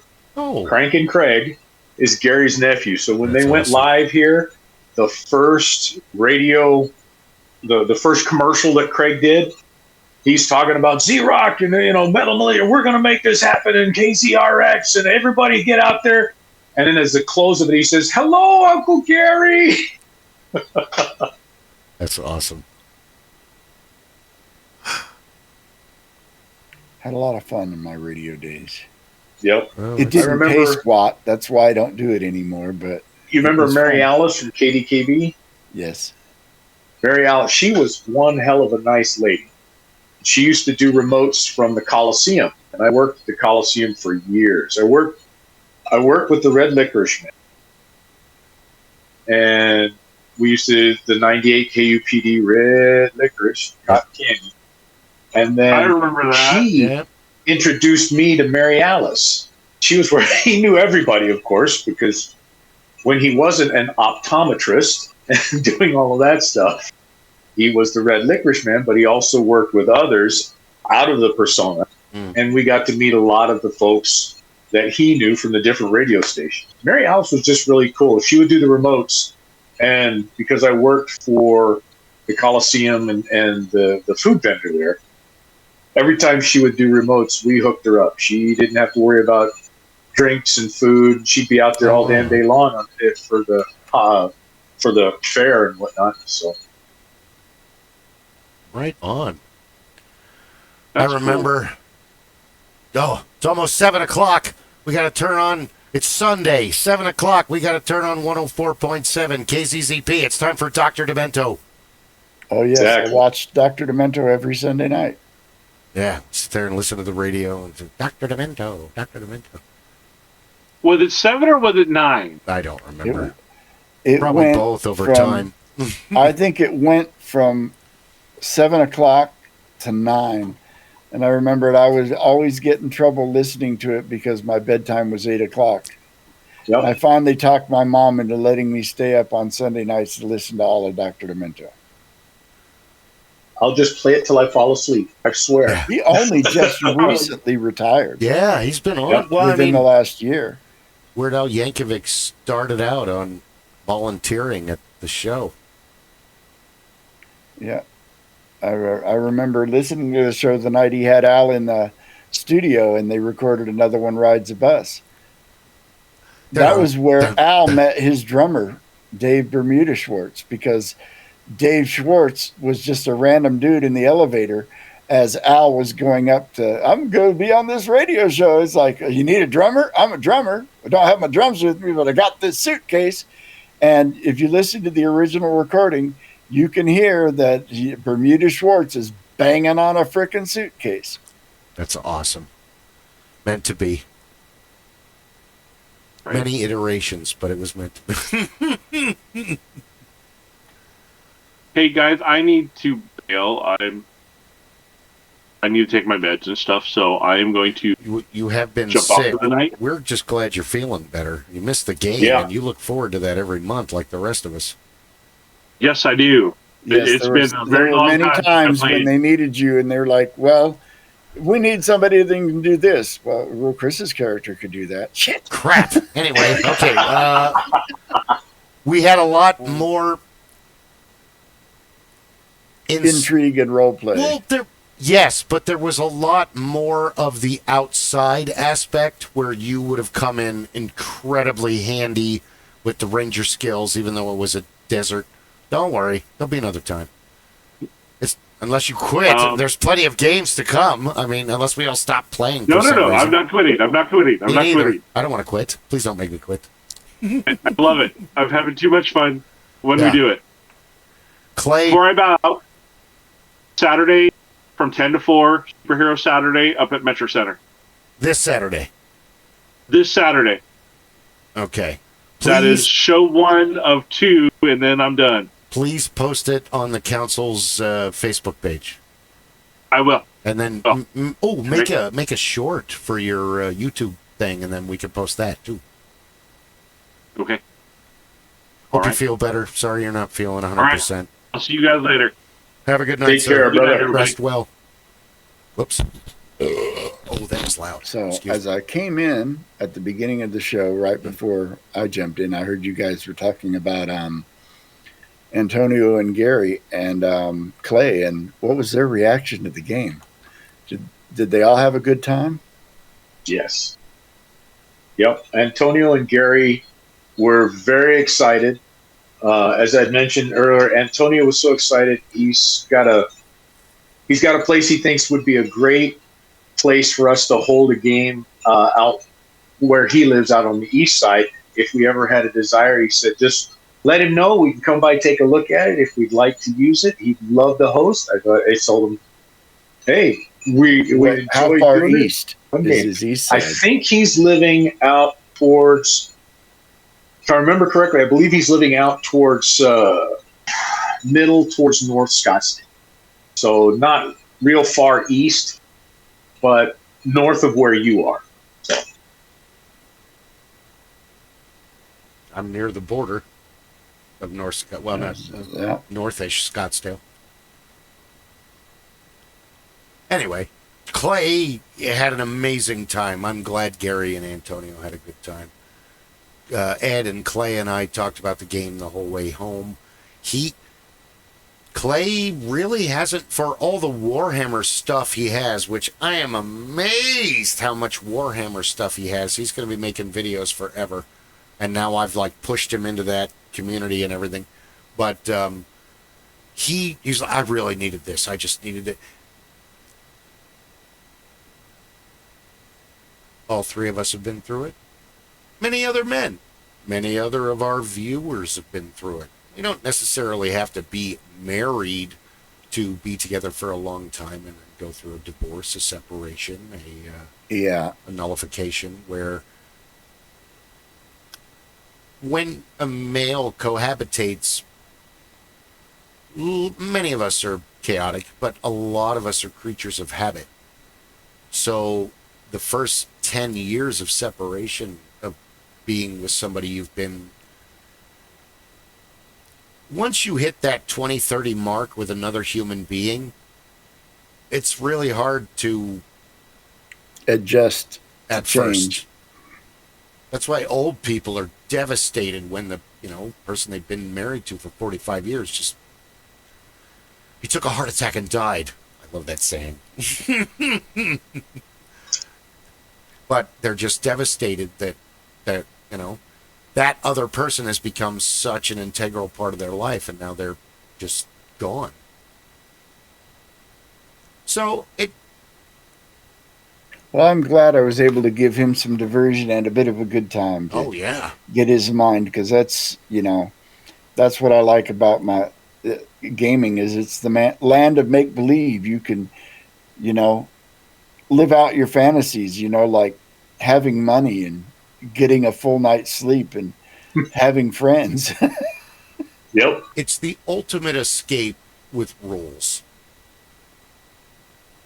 And the particular rules we're using are very light. As you can see, there's one core mechanic. There's a roll the die, add the number. I would say in general, and you both know me, so this is very true. I was on the path of psychology. I was seriously considering being a psychologist or a psychiatrist in high school. And I took a year of psychology my senior year of high school. And then by the time I started taking stuff in college, it was like, I get too involved in strangers' lives. Do I really want to have patience? No. It would take a while to decompress from all that. That's something I couldn't do, having to hear other people's trauma all the time. For a job, it would be equivalent to Rob when he was in the ambulance and being a first responder, where my wife works in the sheriff's office, and she works adjacent to the 911 operators. She is not a 911 operator, but she works adjacent to them, and she hears one side of some of the calls that they make, and there's no way I could deal with something like that. I wouldn't be able to sleep without drugs after having that job. Because it can take an emotional toll on you.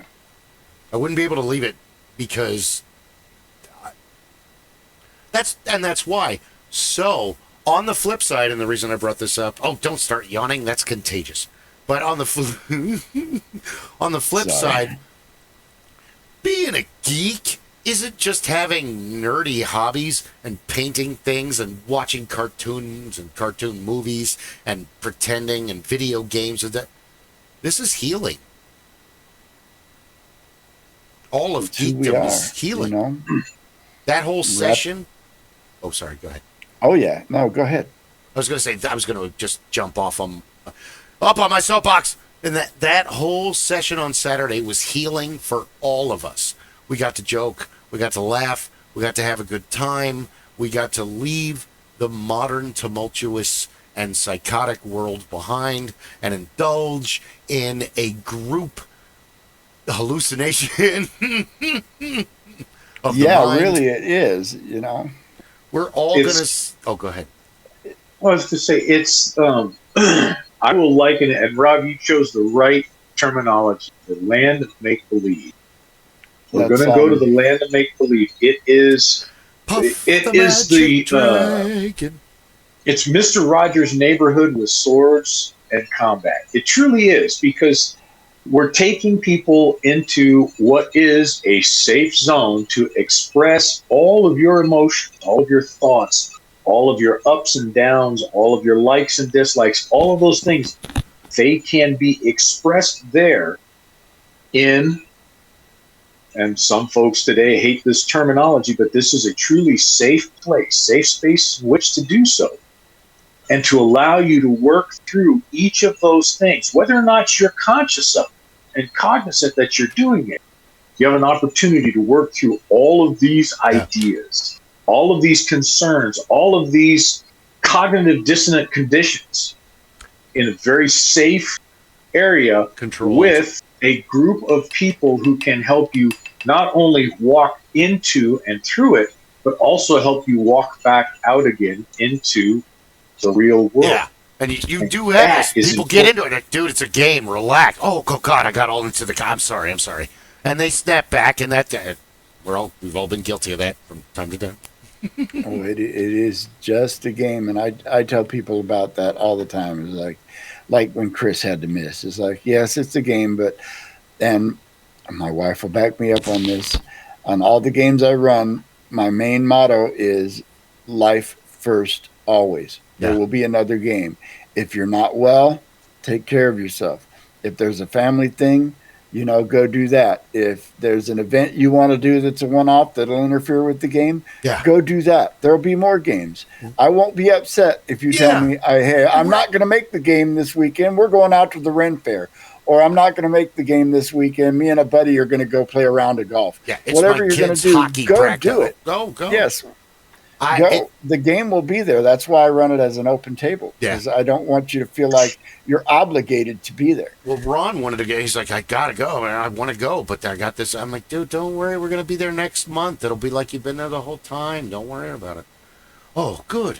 So, yeah, of course. Of course he wants to be involved in it. But, and like even tonight, Clay's at work. He can't be at the thing.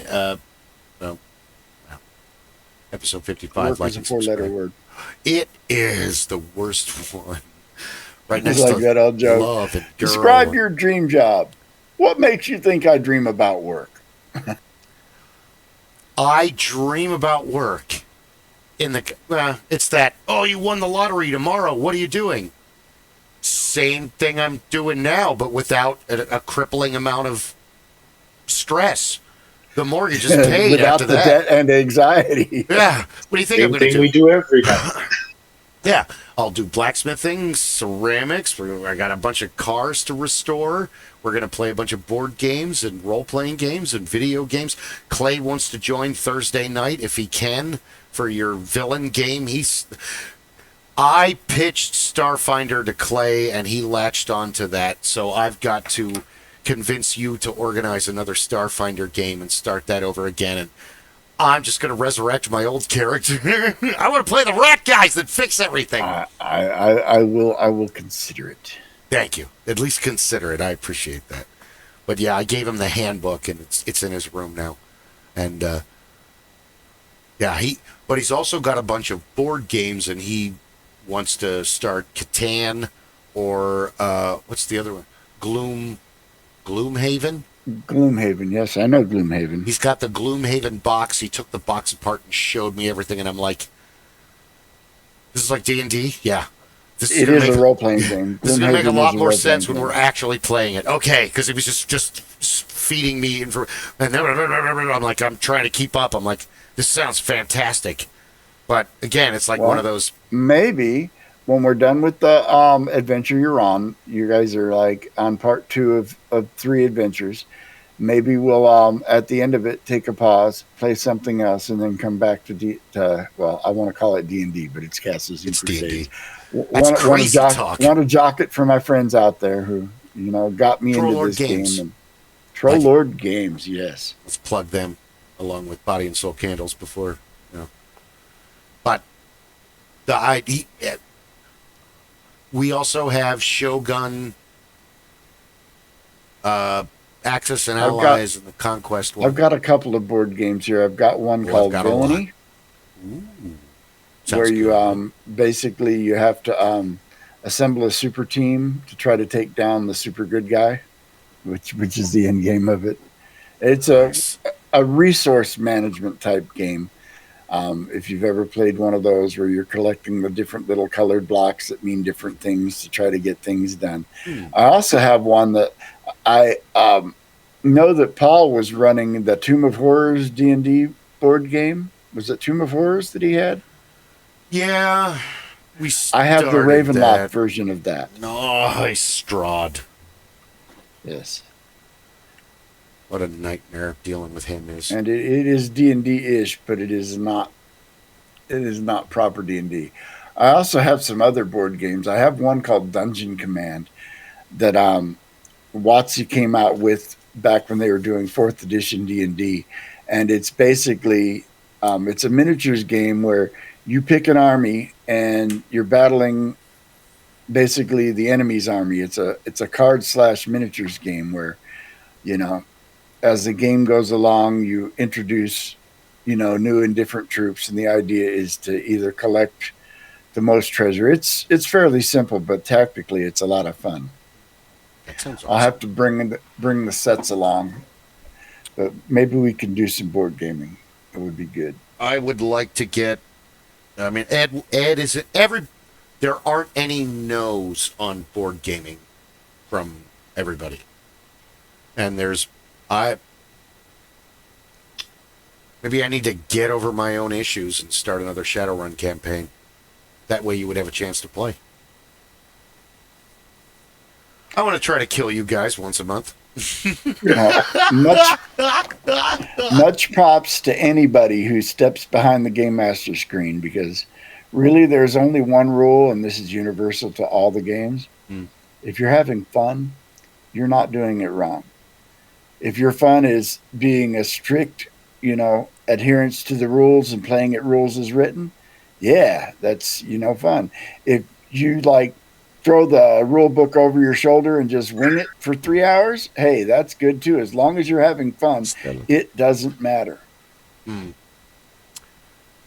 Yeah, I gotta. It's my own. Life is all about growing, kids. Never stops. But I mean, I've got a bookcase that's almost 8 feet tall in the living room, and it's filled with. Before he went to England, Mark Firestone gave me a box of all kinds of stuff, and inside there was the Doctor Who box set game, the Time Lord. In fact, hold on, I'll go get it. That'll be easy to make describing. I still have an original copy of the Doctor Who technical manual from when I was a kid around here somewhere. It's not in great shape anymore, but I still have it.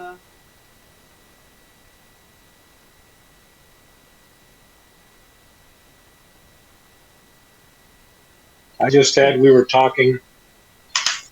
I had an image flash into my head. We need T-shirts for our gaming squad. And yes, I was, you know, the shirt I had on, the Castles and Crusades shirt. Yeah. I'll talk to my buddy Chuck and see if maybe he'll cut us a break if I buy a shitload of them. What I was thinking of, we need a picture now that I've got Mr. Rogers in the land of make-believe. We need King Friday on the front and King Friday's Merry Marauders on the back for our group. I see that has the correct Doctor Who on the box. Yes, it does.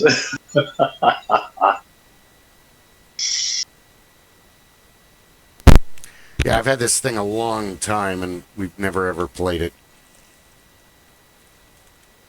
Yeah. Lots of rules. Yeah, we get board games every Christmas. There's a million pieces. Board games. And I was always the one that got handed the rule book. Here, figure out how to play this. You're good at reading. Read this. That's when I figured out that we had been playing Monopoly so wrong. Oh, no. Yes. I don't think anybody plays Monopoly rules as written. Probably not. You're taught by Because your it's sister right up and your there parents. with diplomacy. It's, you know, it's a friendship destroyer. I hate Monopoly. Chess, at least you can, you know, well done. You kicked the shit out of me. Well done. Yes, thank you. I have all your parts now. You know, regarding chess, I know how each of the pieces move. I understand absolutely zilch about chess. I know how the pieces move. Well, that's half of it. Yes. I have a friend. Well, the rest is all psychology. I don't know that if I would still call him a friend, but he was a chess nut and a professional chess player. Oh. He would compete. And he said he hated playing chess against me because I had no discipline. he could never predict what I was going to do because nothing I did ever made sense. And so it was real hard for him to play chess. He'd always beat me, but he'd have to, it's always more work because you're not following any of the conventions or using any of the logic. There's this guy's you're not strategy. doing the things. Bah. Yeah, you're not doing the things a good chess player would do. You're not countering me. You're not plotting. You're just randomly moving shit. That's funny. You're like a street chess street fighter. no style, no finesse. Just this goes this way. Yeah. Oh shit, he got that. Chess, I'm not good now at. I don't have that piece anymore. Fuck. I was in the army though, so there are some games I am good at. Spades, I'm really good at spades. Crazy Eights, gin rummy. We used to play a game called Screw Your Neighbor, which is basically shit on your neighbor with a regular card deck. Yeah, old Pshaw. I think of all the drinking games I knew when I was in the army. Yeah. Oh my god. Clay was showing me all his board games, and he has one that I've seen people play, but I've never actually got two of them actually. Ticket to Ride. And I can even remember putting that game on the shelf when I worked at Toys R Us, when it was open, when it first came out, and putting it on the shelves.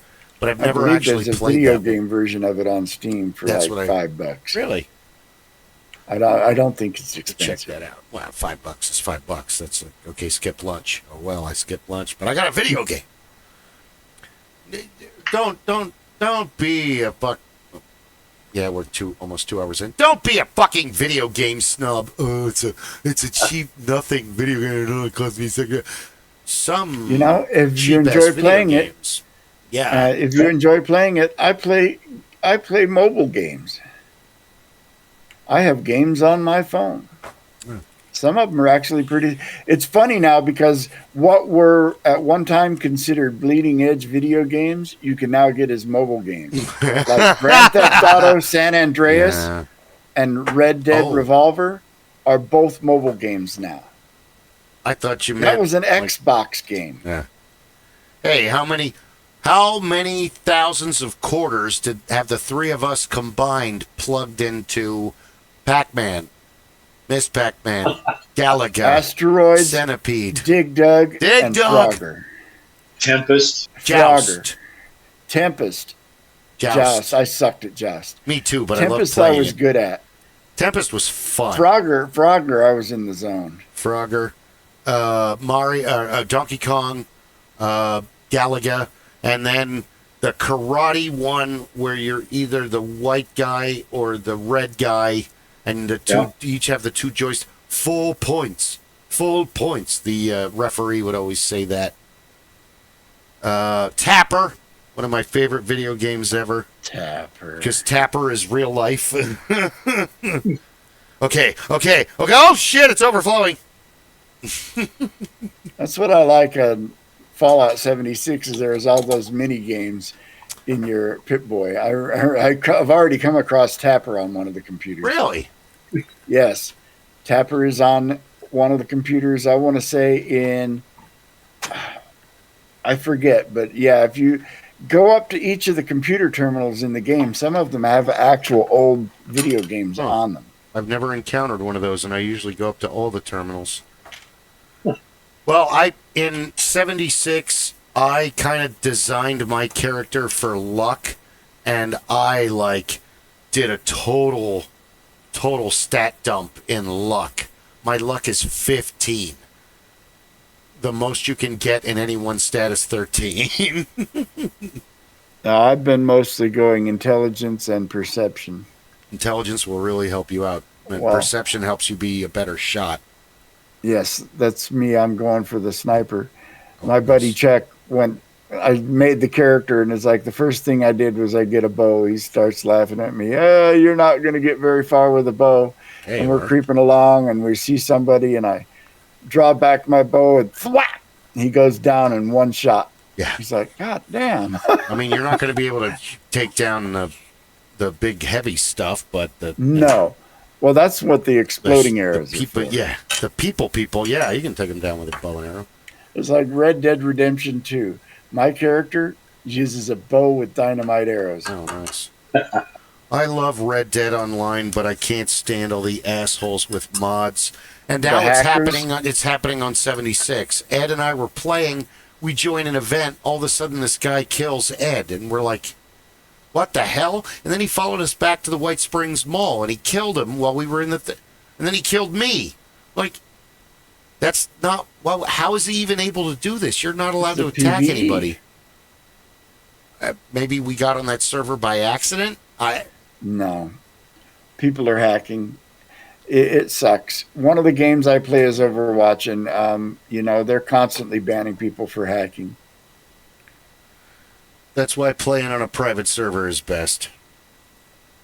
Because even if you start a server and you open it, now here comes all these dicks that are using mods and destroying your area and destroying your base. And what are you doing? Conan is one of the games I play, and the mods are on the server side, not the player side. So the mods are applied to the server, and I don't do mods. So, and if I get a cheater, it's, this is my private server. I'm paying out of pocket for it. It's not a democracy. It's a totalitarian dictatorship, and I will nuke your ass if you're misbehaving on my, I'll blacklist you. You've had that server for almost 12 years now? It hasn't been continuously running for that long. The one that's up now has been running for a little bit over a year because I took it down for a while when I wasn't playing. So, well, Paul was like obsessed with Conan. He was obsessed with Conan Exiles, the Factorio, yes. That one. Sorry. Whoops. Yeah, English. I speak it like a native. What other games was he? Because he would get a new game. He would get like 8 to 30 games a week. And he would play all of them, and probably about 6 of those games he would become obsessed with.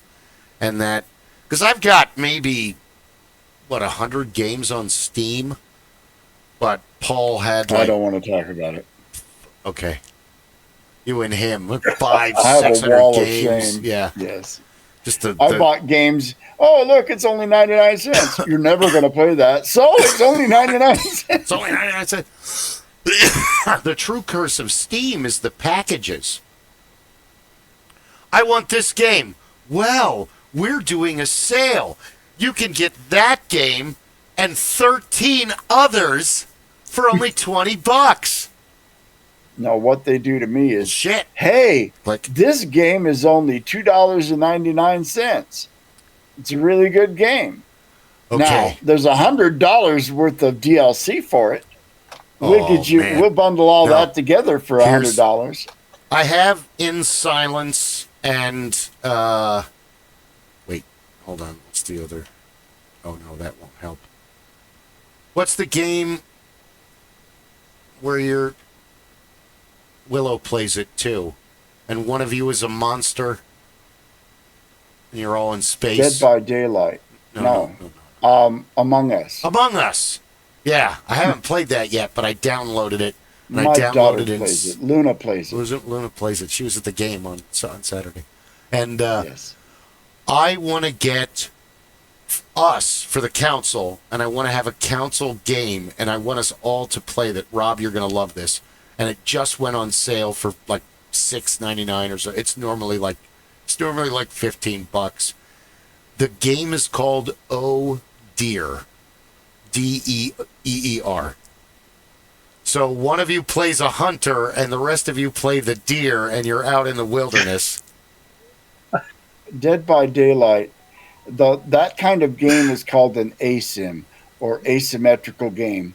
My wife plays one called Dead by Daylight, where you have 4 players that are the victims, and they're trapped in this area looking for a way to escape. And then you have a serial killer whose only job is to kill all of you. And he can't be killed. You can only avoid him. Yes. And they've done a lot of crossovers because that they've got Freddy Krueger now. Yeah, and they've Jason, got Pinhead, they've got Jason, they've got Michael Myers, they've got Freddy, they've got Chucky, a monster. They've got the monster from Silent Hill. They've got the monsters from Stranger Things, and they've got a bunch of original killers that are patterned after others. And it is a game that will make you tense, but it is a lot of fun. Yeah. I'm still stuck on 7 Days to Die. And now that the dynamic of it has changed, it's made it a whole new game. Right now I'm searching for a lens so I can... Okay. They still have the skill tree, but the schematics don't come with the levels. You have to find them or buy them. Yeah. Now, I tried to get into 7 Days to Die, and I just... the first time I played it, I'm going exploring. I see this building. I go in there. I get attacked by a zombie, and after a vicious fight, I managed to kill it. Barely. And then I got attacked and killed by half a zombie. Yep. That game is best with 2 or more. I picked up a recent one for only $4 called Icarus. And, I'm not sure I like it. The gameplay is okay, but the premise is that there's this planet called Icarus, and it was, they started to terraform it, and something went wrong, and so it's got issues. But it's, full of these highly valuable resources, and so people get sent down on expeditions to, prospect and send things back. My problem with the game is your first mission, you're going down into this hostile territory to explore, set up a base, and mine resources. And what do they give you to take? The suit you're wearing and the ship you leave in. You don't have a gun. You don't have any food or water. You have nothing. It's like, what the hell? Who would go down onto a hostile planet basically naked? This makes no sense. At least in at least give me a damn knife. You're shot out of the sky. Yeah, something. Anything. Oh. Hello. I'm trying to make room because I'm blocking the front door and she's trying to get out. Gotcha. Gotcha. Yes.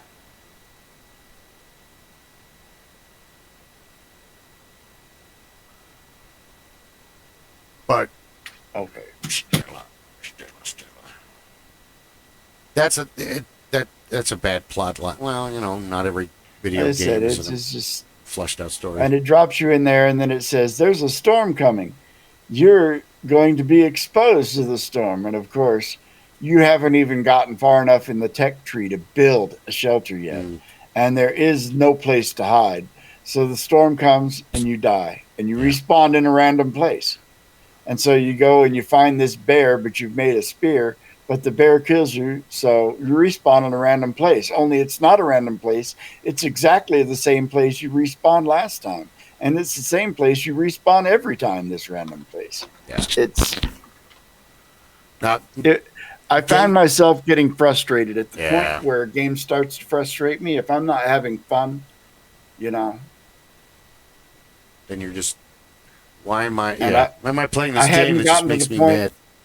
I hadn't gotten to the point in that game where it was fun.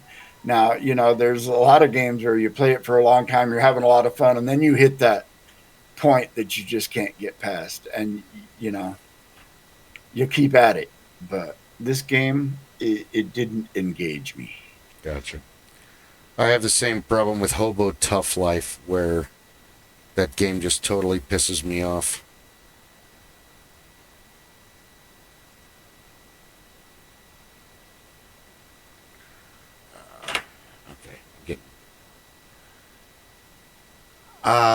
The Forest and Sons of the Forest is another one where you need a couple people to play that game. Otherwise, you're going to get eaten. Unless you know what you're doing if you played it a lot. Was it Dead by Daylight? I think I have one of those. I'm not going to open it because it's going to come over the... Oh, seriously. Yes. Now, Dead by Daylight was the ASIM that I have the one that's Dead by Daylight on the island. Dead Island. Dead Island 3 or 4. Or...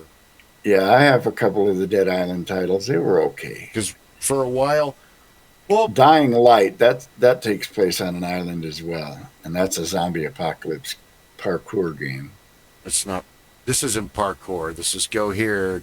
Look, there's a bunch of people in the beach house, and the beach is crawling with zombies. Oh, no. Oh, yeah, that was Dead Island. Okay. Start out in a hotel? We had a rave. Yeah. I don't know, it's been a while. I played so many games. They all blend together. What are we doing in this one? They do. Who are we killing? Why? Oh, zombies? Yes, they all must die. All of them, guilt-free killing zombies. That was a person. Not anymore. That's a walking, flesh-eating abomination. That's not a person anymore. I remember one of the best zombie shooter games out there is a game called Left 4 Dead 2. And it's a very old game, but it's a lot of fun. And I remember, trying a lot of other games to see if it would scratch that same itch, and so many of them fell short. And I tried this game called DayZ, which is supposed to be the zombie survival simulator. Yeah. Only it starts you out, with nothing, and the zombies are deadly. And it was one of those games that if you die, okay, you have to wait an hour before you can respawn. What? Make another character. Yes. Fuck that. Yeah, that game only stayed on my computer for about half a day. I gave it up when I met up with another player, friend of mine, and he took out his katana to show it to me and accidentally killed me with it. It's like, okay, I'm done. It's like you took it out and you swung it at me. What did you dumbass? You're a dumbass. You're a dumbass. Yeah. Ugh. So stupid. That's what we call the fucktard apocalypse. Yeah. Over the decades, so many video games have come and gone.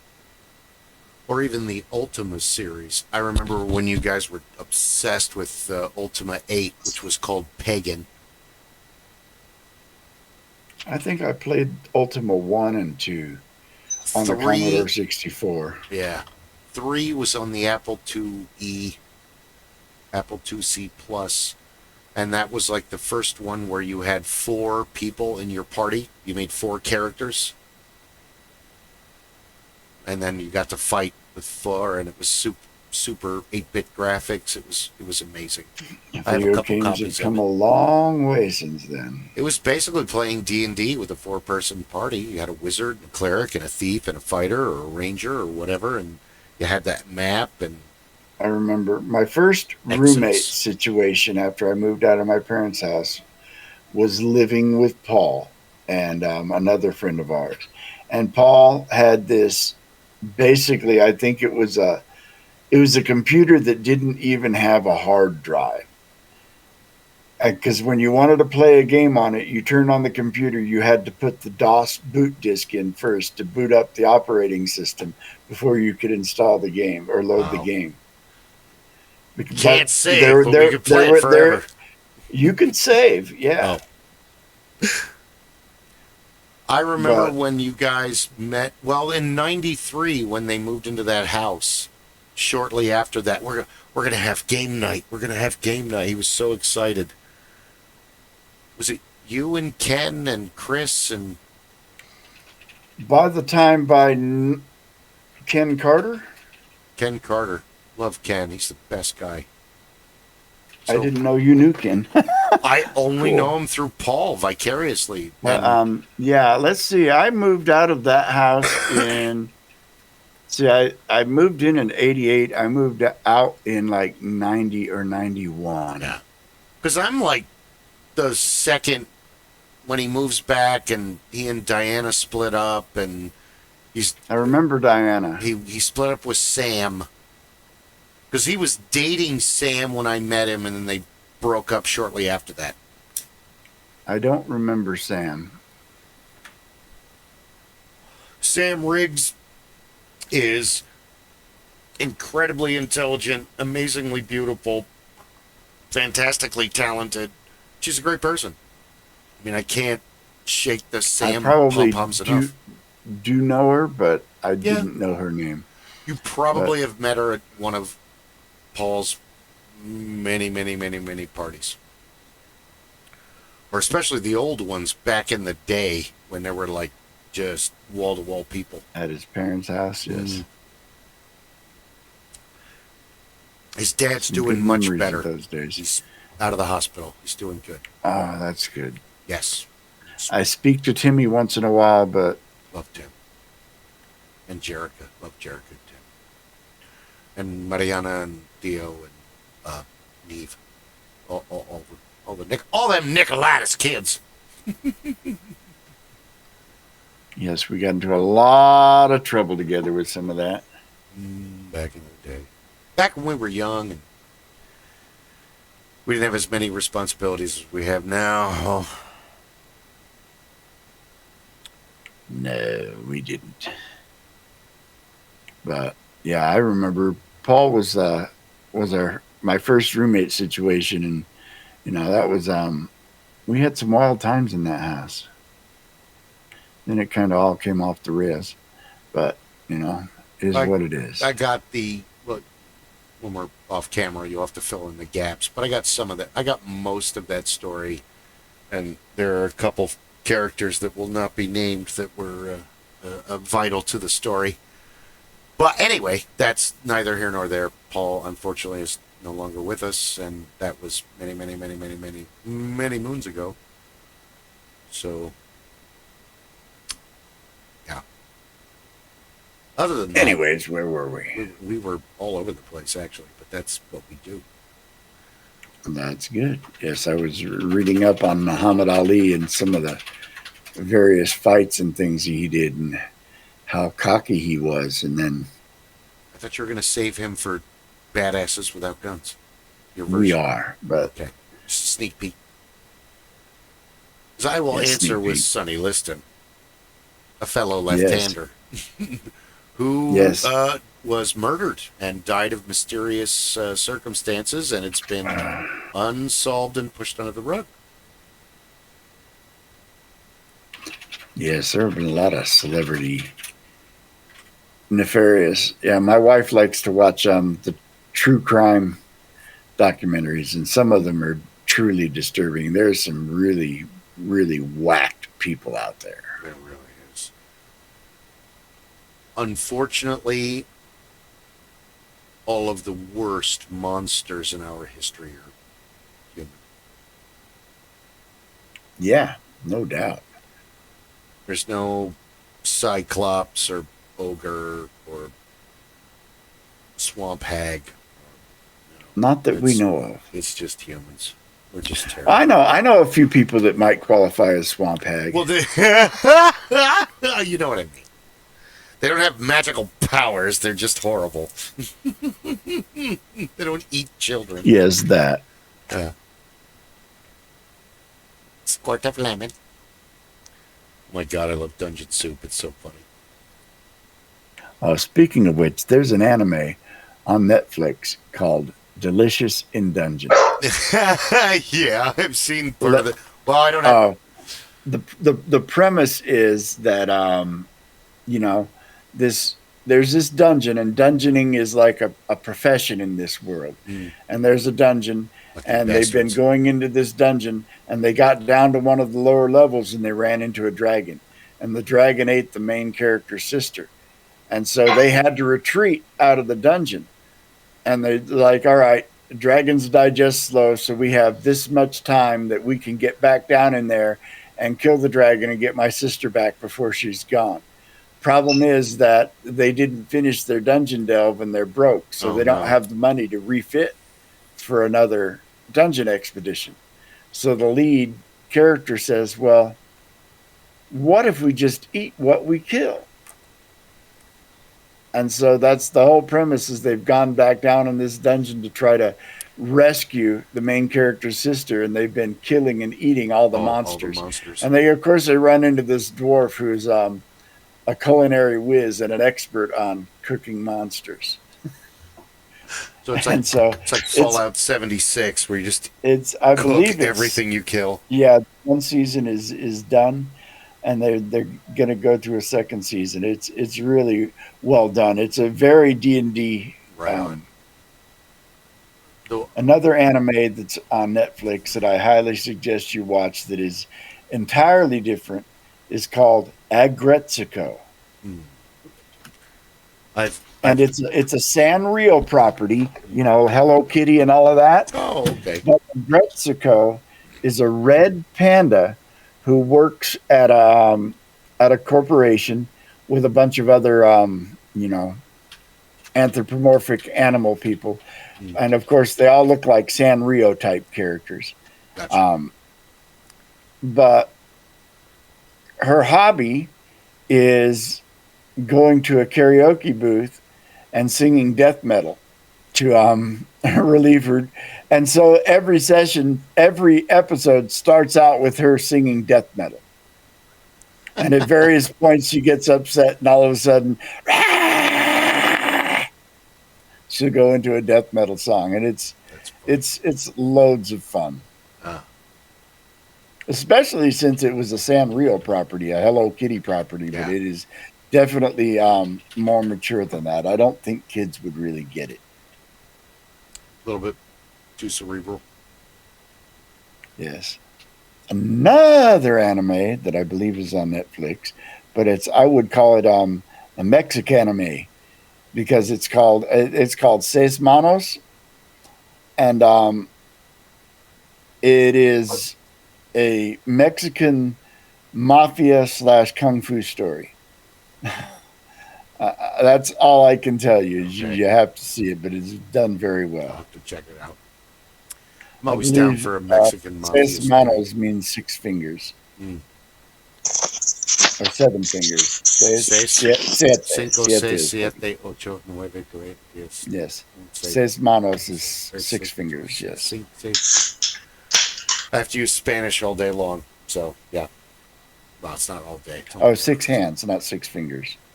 Manos is hands. Lavar las manos. Manos are hands. Join me for bad Spanish and other languages I can't speak. We will destroy it for you. ¿Dónde está el baño? Yeah. ¿Dónde está Casa de la Pepe? Casa de Pipi.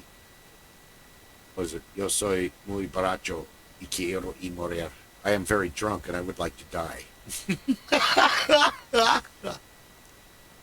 Father used to love to say, ¿Dónde está Casa de los Gatos? Where's the house of Which cats? way to the cat house? Which way to the and cat that way they house? send you to the vet. Oh, good. I need penicillin. Bad. Yeah. Herpes the love bug, the gift that keeps on giving. I get to hear Spanish yelled all the day. It's fun. Because I don't then even the know one enough that does Spanish speak to get English, myself hurt in the wrong part of town. just turn around and go, no comprende. And eventually they'll go get the translator and then they'll explain it to you. No comprende. No habla. No comprende.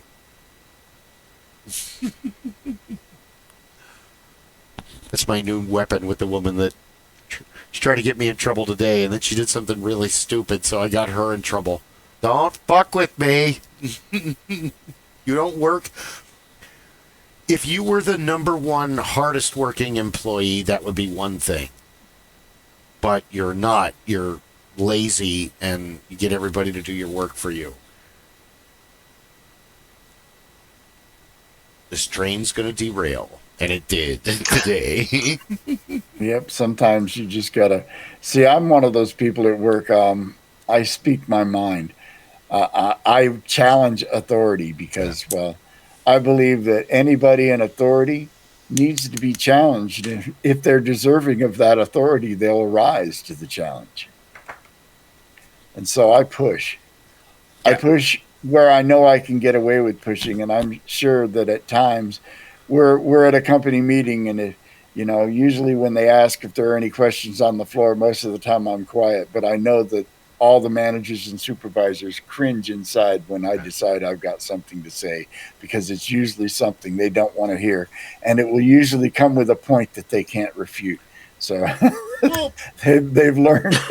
He's like, you don't engage with him because he's smarter than you. And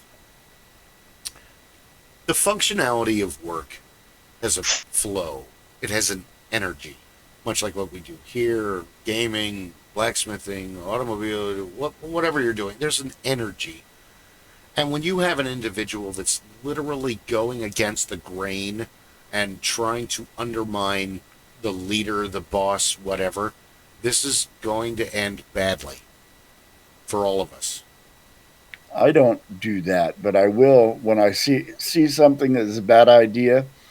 I will call it out. Hey, this is a bad idea, and this is why this is a bad idea. That's fine. Or, questioning. I refuse to do something only if I have a justification for why I'm not going to do it. I never just say no. It's like, no, I'm not going to do it because of this. And I'm usually vindicated. Well, today I told my one manager, I'm going to do this now, but I'm not doing it because she wants me to do it. I'm doing it because you asked me nicely to do this. And then she busted up laughing because it's like, stop letting the grunt act like a supervisor. This needs to stop. Anyway, that's my own private hell. I tell people, I make sure. See, I was a lead at my shop at one time, and I decided that it didn't pay enough, and so I stepped my ass right back down after about a year, and that's where I want to stay. I tell people, I am not in charge of you. I will help you out. I will answer your questions, but don't come ask me what you need to be doing, because I'm not the guy for that. That's part of the root of the problem, too, because you don't want to be a lead, because now you're dealing with the person that has a problem with authority so that your boss doesn't have to. So now you've got power to deal with that person, but it's the same scenario where, God, if I could just replace you, I could get rid of your ass. It's Arizona. I don't need a reason to fire you. But my job you do, because we're union. Well, I'm sorry, that's a case-specific scenario. Excuse me. I didn't. Yes, it's really hard. Unfortunately, we've got a bunch of people there that are riding the coattails of the good employees that probably should be fired and never will. That's the problem with the union, is sometimes you catch the baggage of the people who really haven't earned it. But, I have recently decided that when I work alongside these people, I'm going to work as hard and push out as much volume as I can, so that by comparison, they're going to look bad no matter what they do. Gotcha. It boggles my mind that people are that self-absorbed as I'm texting a coworker, trying to help rescue another cat. I don't know if I'm going to get the cat, but the cat needs a rescue. I don't need another cat. Yeah, no squeaky toys for Fenner or Gretchen. Yeah, I wouldn't bring a cat to your house. It took me 2 weeks to get Gretchen to accept the last cat that she lived with, because my now ex-wife had to bring this cat home. It was 4 weeks old, hadn't even been weaned. She brought it home, and Gretchen saw a little tiny thing, and it was like, oh, must mother and love. And so here's 60 pounds of pit bull trying to give love to, 10 ounces of kitten. Oh. And it's like, no, Gretchen, back, no, stay off. Stop smothering About 2 years. Yeah, about 2 years later, the kitten had grown up to be, I am a pit bull because this is my mom. Pure white cat, all of 4 pounds, 5 pounds, but absolutely convinced I am pit bull because this is my mom. That's why I think cats think everybody's a cat. Yep. You're just a funny looking cat, but you're a cat. But this is how you act? Okay, that's how I act now. Cats are awesome. It's again, I don't need a girlfriend. I've got 4 cats.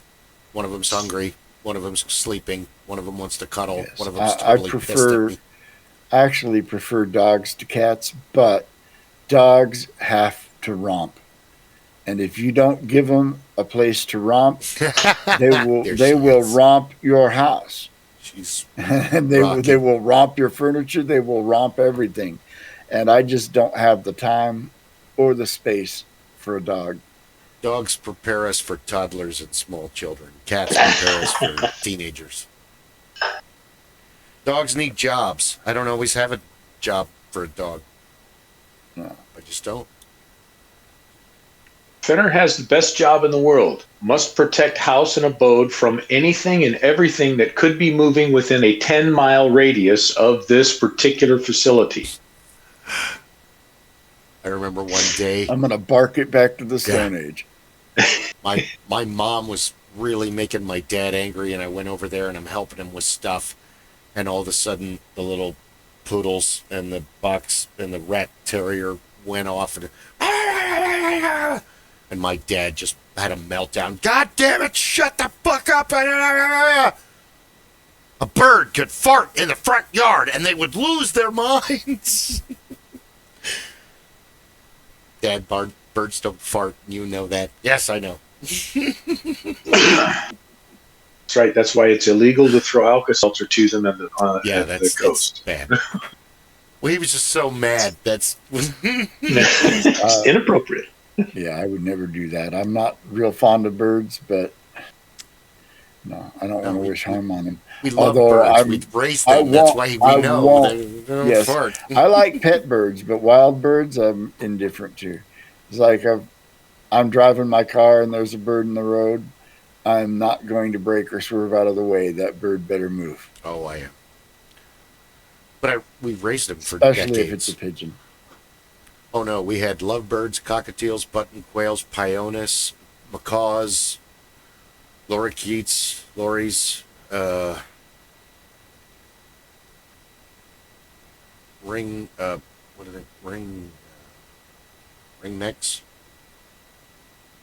We had a lot of different birds. Oh, my God. We had aviaries all in the backyard. We went long ago. We had a couple of ravens up at the ranch for a long time. Nice. And then the last birds that we had at the ranch before the property sold and Grandpa passed away, we actually had a nesting pair of golden eagles.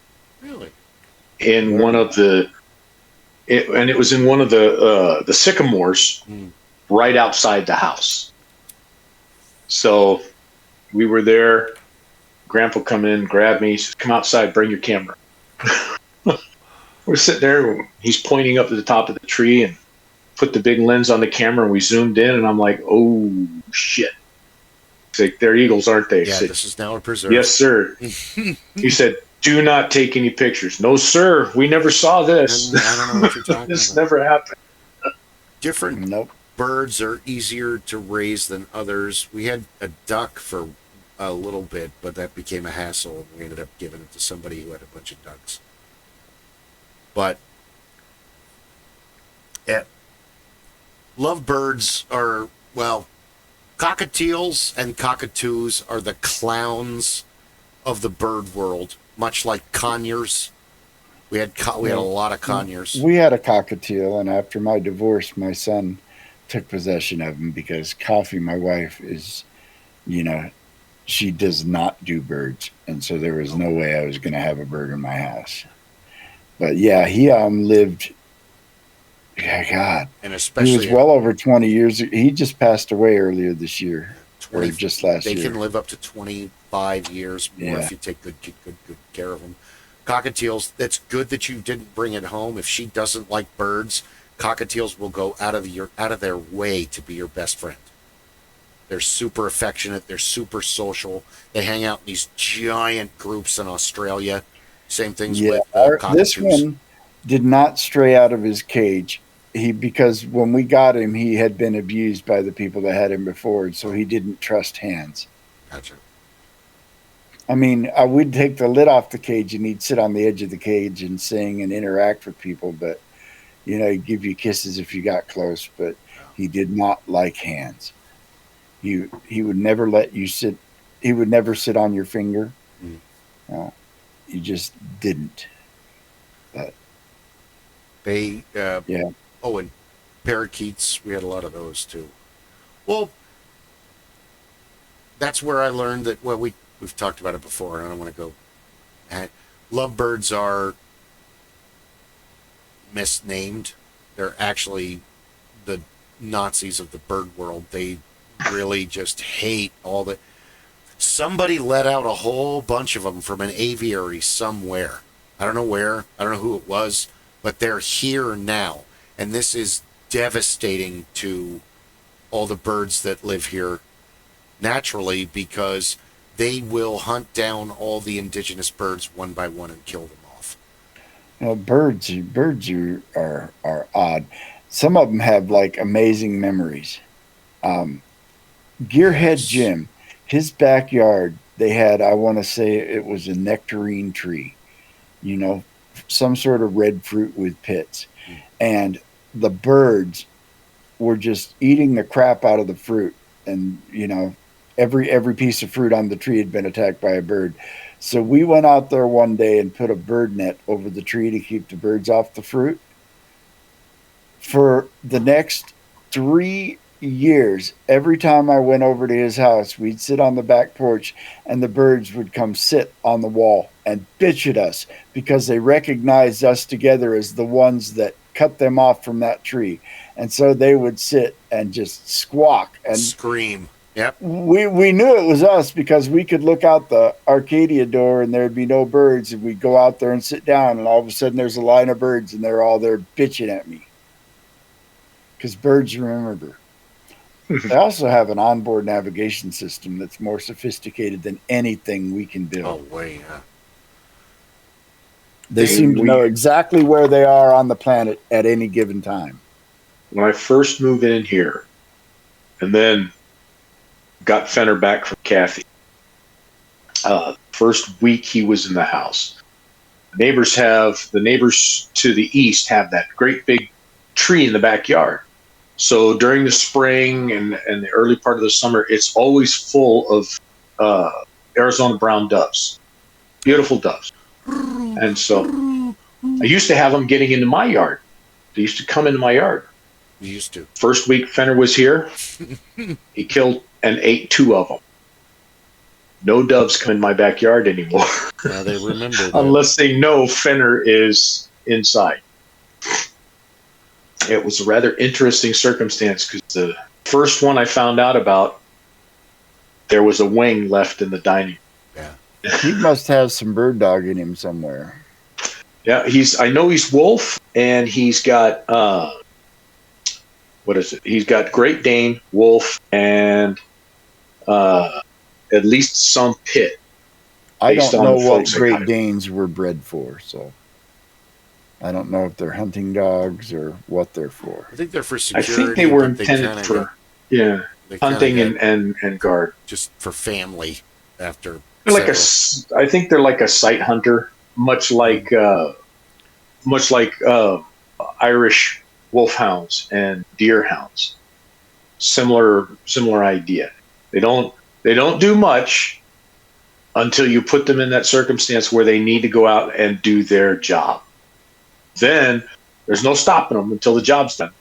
And then they come back and they will take over and lay out on your couch. Happy while you dogs stick to their instincts.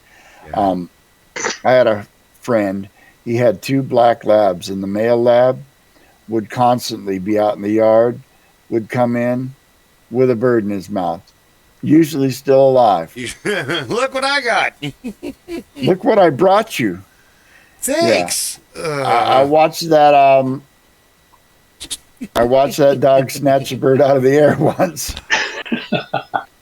My parents had a boxer that Lacey did that once, and we were all like, I mean, we knew she was smart, and she used to always watch the birds, but holy crap, boxers don't do well. Yes. Apparently they do.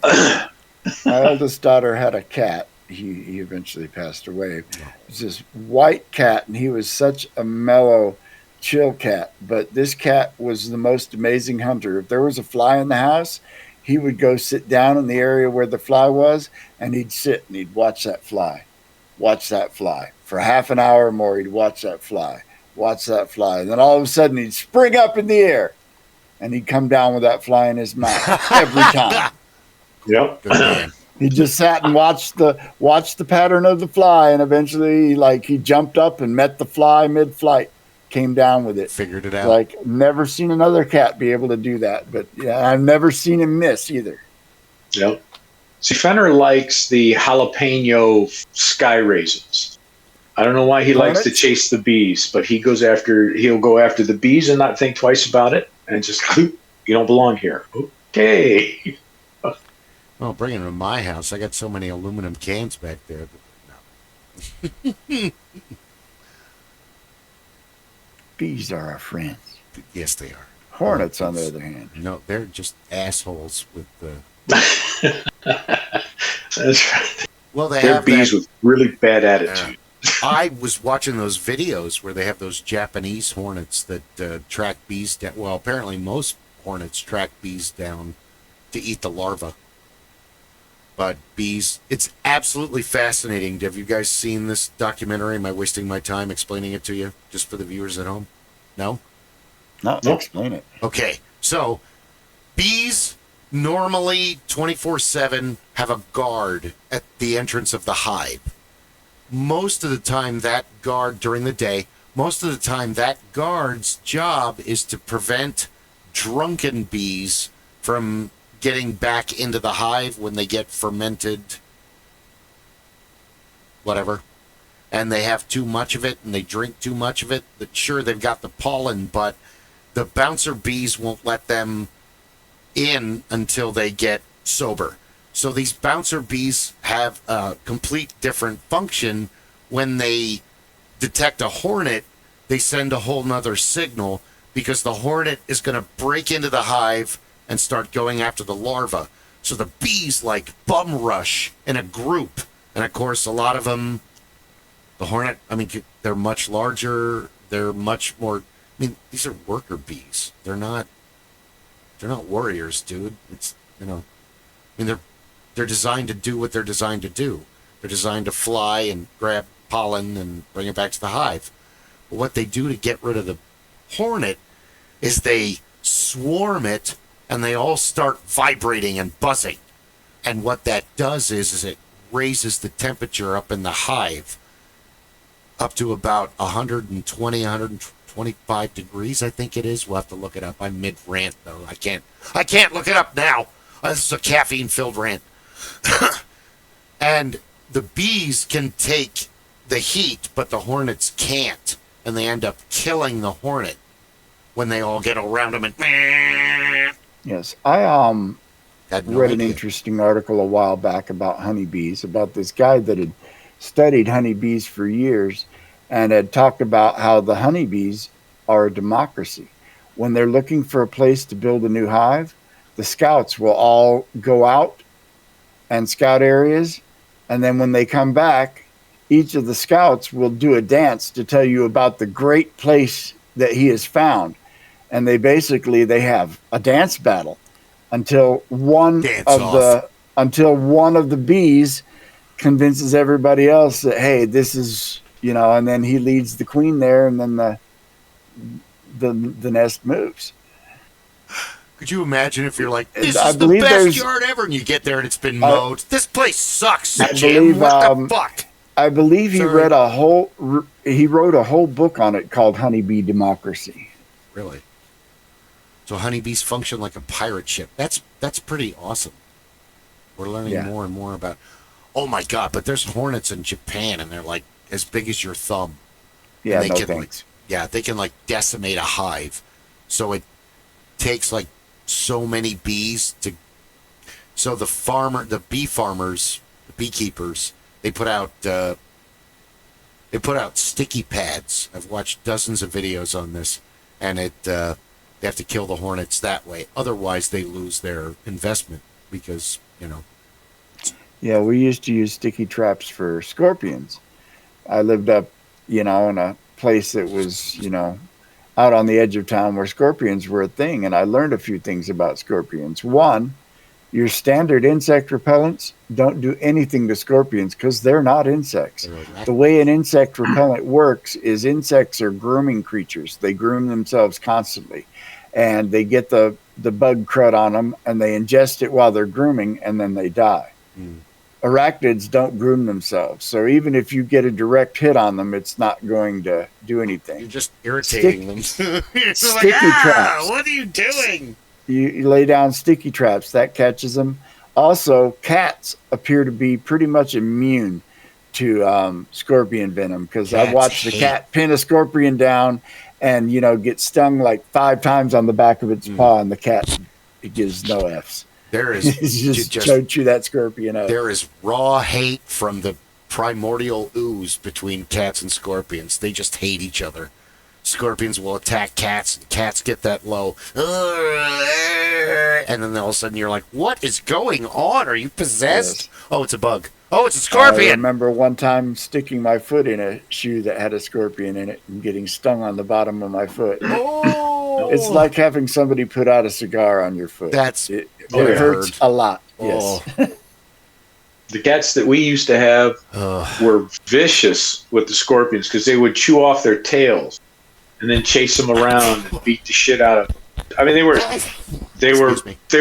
my sister's cats were the biker gang, basically.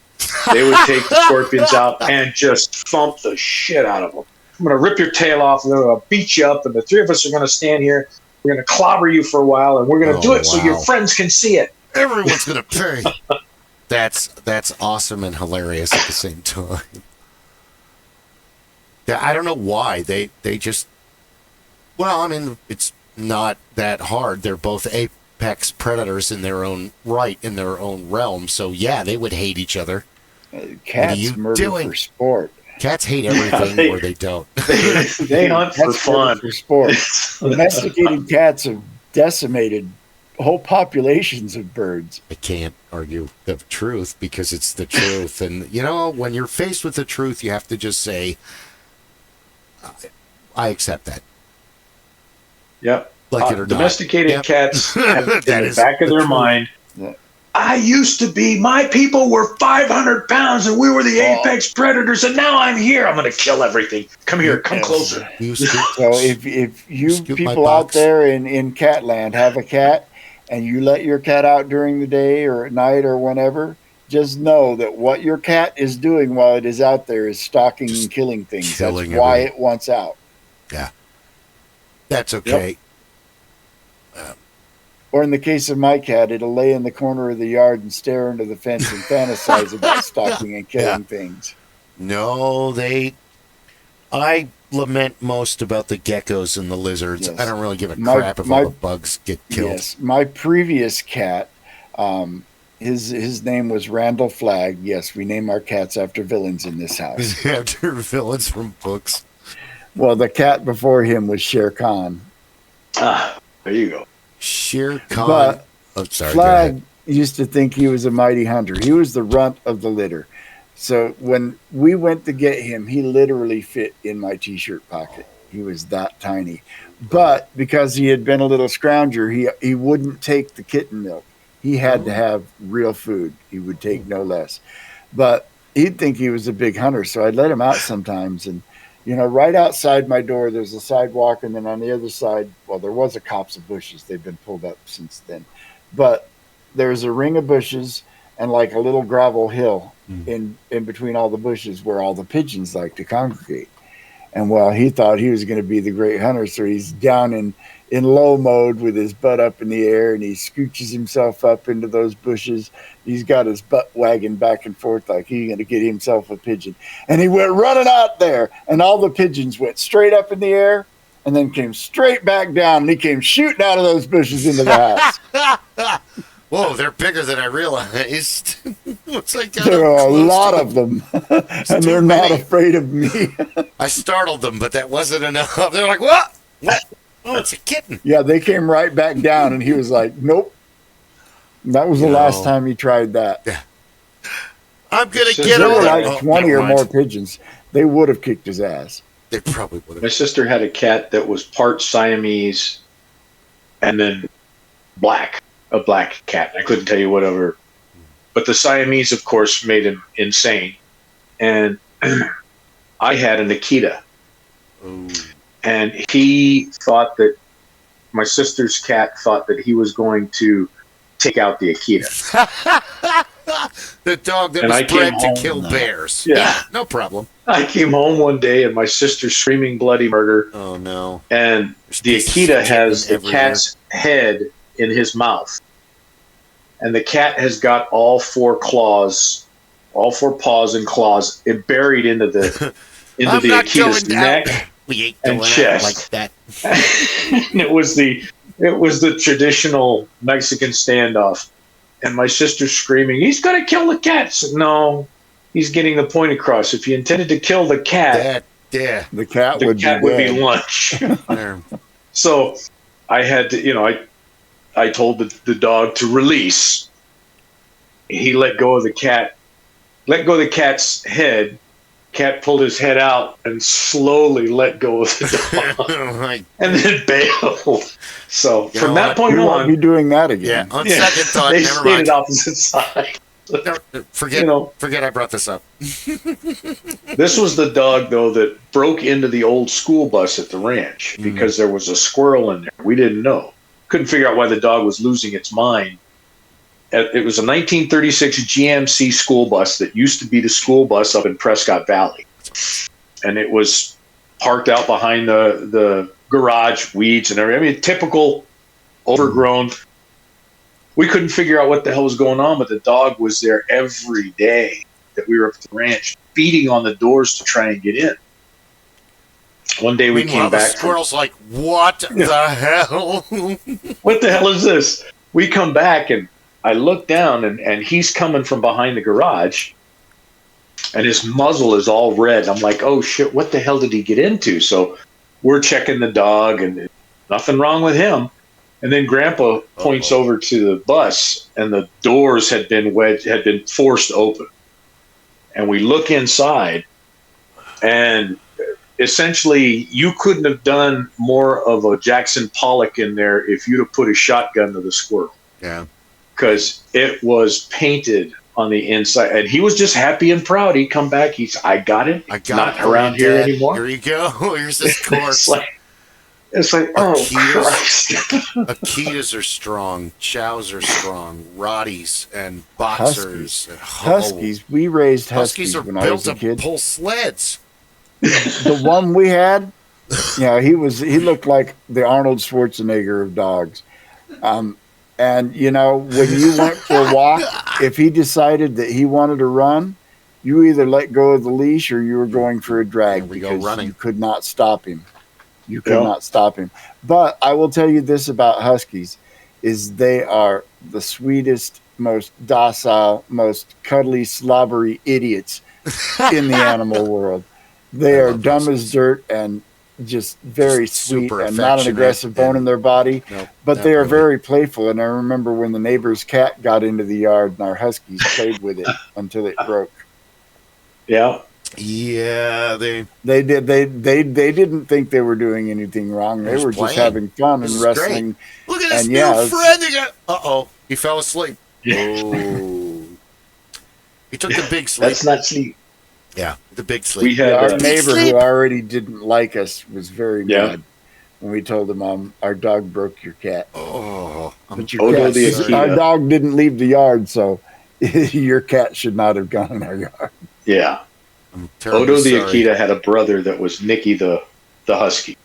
Yeah. And up at the ranch, the cows and the bulls were not allowed in where the house was. So we had cattle guards and fences and everything. One day a Brahma got in to the front pasture in front of the house. And we only found out about it because, of course, the Akita was frantic at the door. Yeah. And of course, as he starts losing his mind, Nicky, the husky, is right behind him. It's like, okay, I got your back. I got your back. I don't know what's going on, but I got your back. So Grandpa opens the door before he realized that there was a bull out in the yard, and the two dogs are on the bull. So Grandpa's like, all right.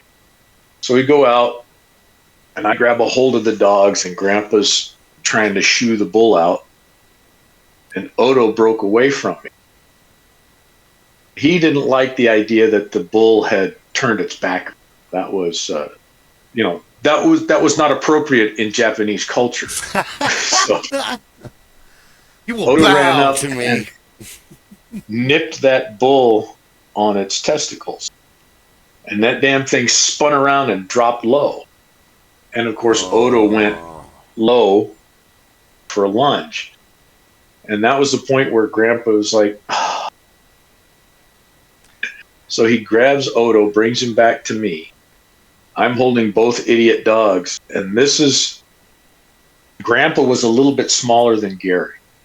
So 5'8", 150 pounds soaking wet in a wool sweater. Old rancher.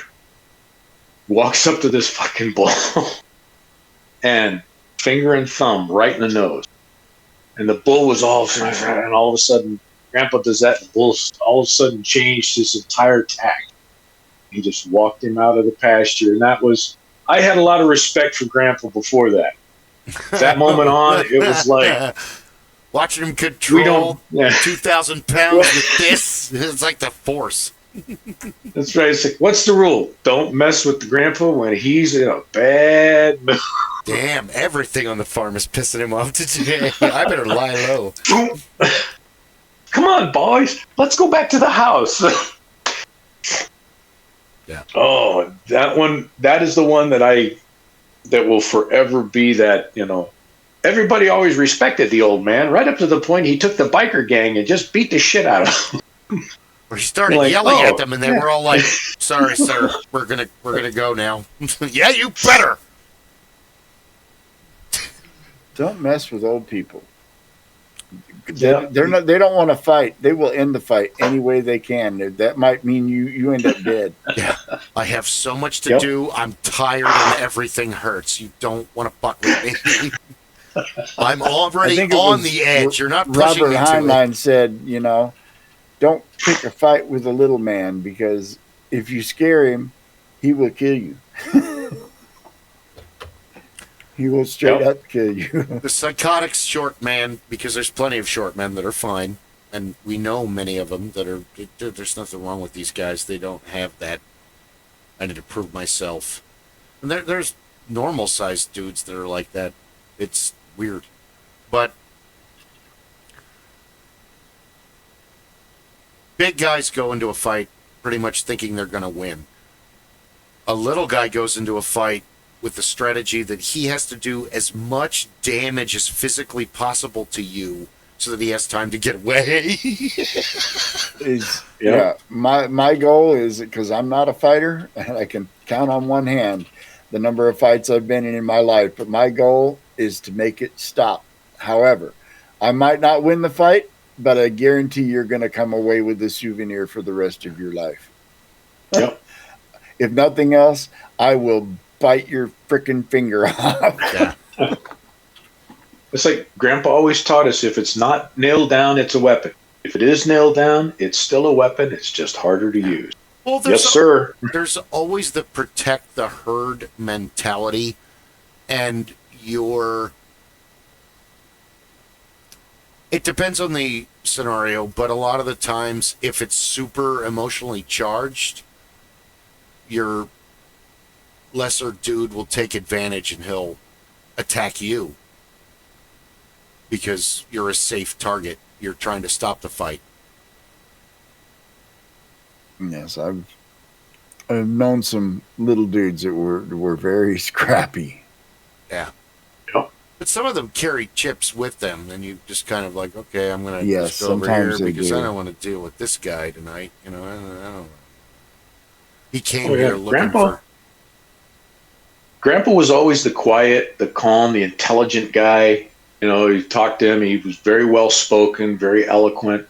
Just never thought about that. And kind of the joke was he loved having me around because I was a friggin' gorilla. Well, yeah. So he could carry me like a pistol. he could carry. It's like, okay, I'm just going to show you my pistol here. He's 6 foot 1 inch tall, 300 pounds, and he's my Gollum kill. Yeah. So, but there were times when I watched Grandpa do things just like, I now know that you never really needed me except as a deterrent.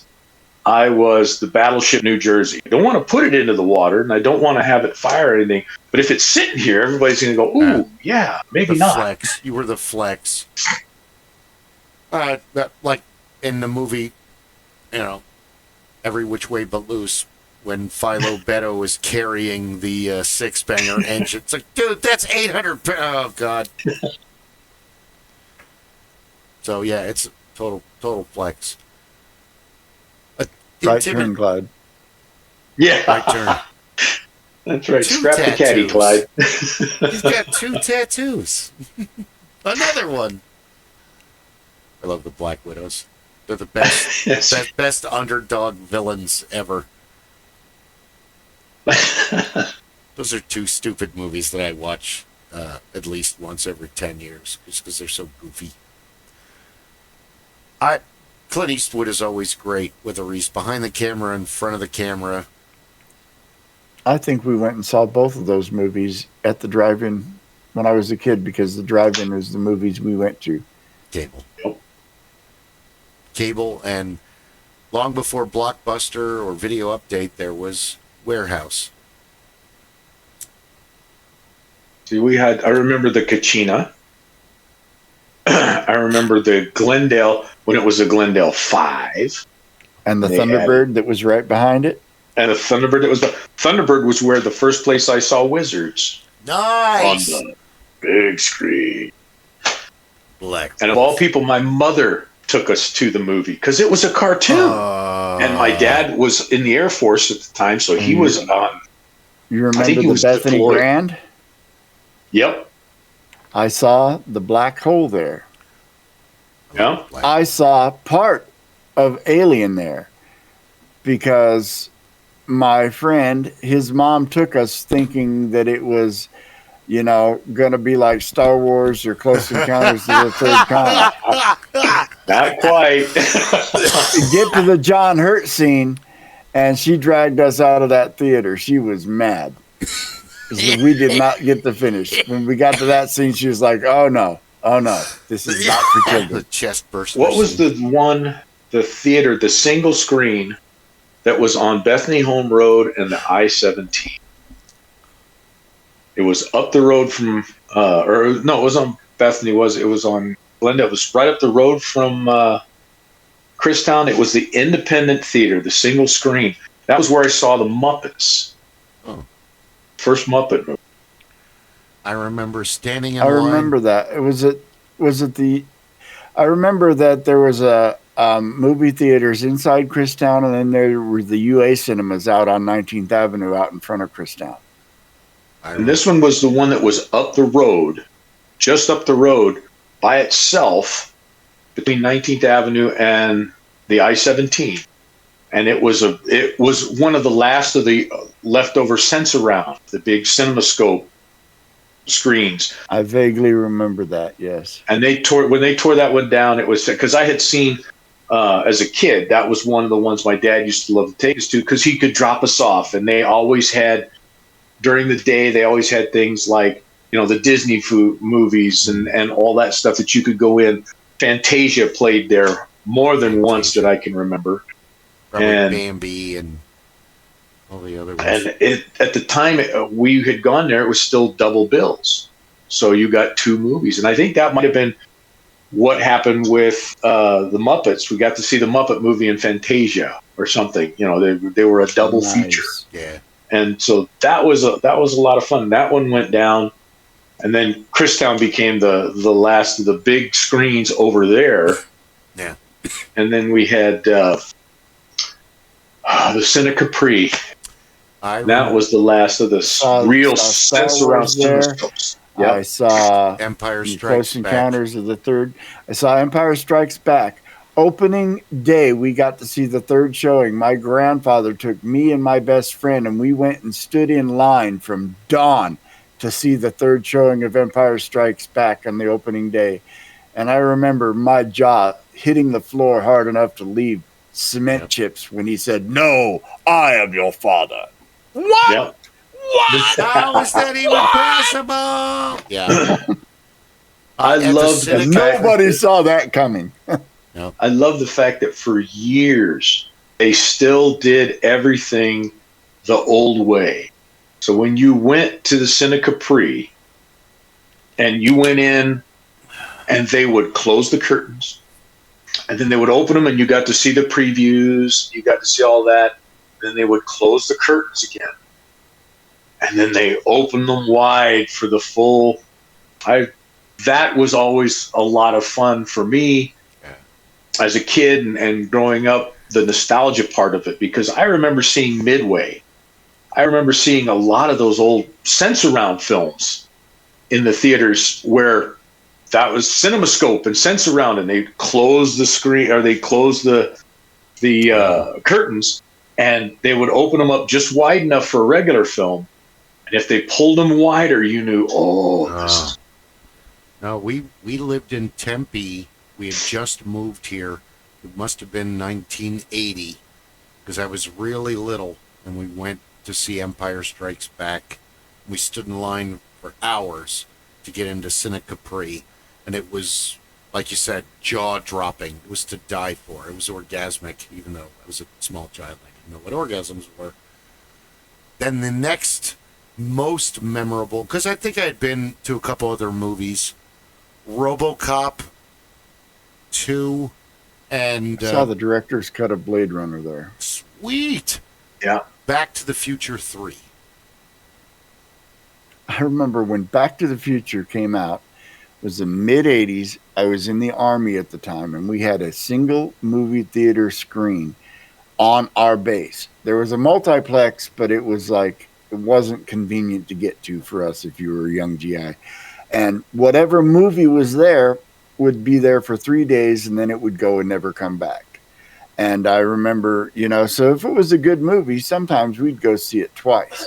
And when Back to the Future came out, I was so blown away that when we came out of the exit of the theater, we walked right back around and got in line and saw the very next showing and then watched it a third time. So we watched it 3 times back to back to back. We loved it that much compared to some of the other crap that movie theater had shown.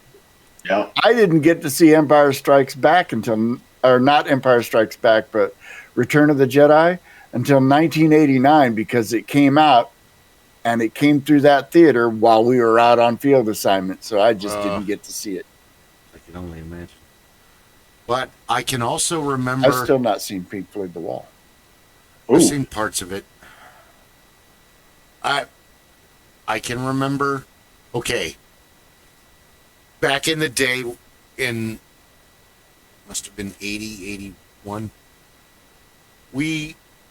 it's a totally different business right now, but Shea Cinemas used to exist at 32nd Street in Shea.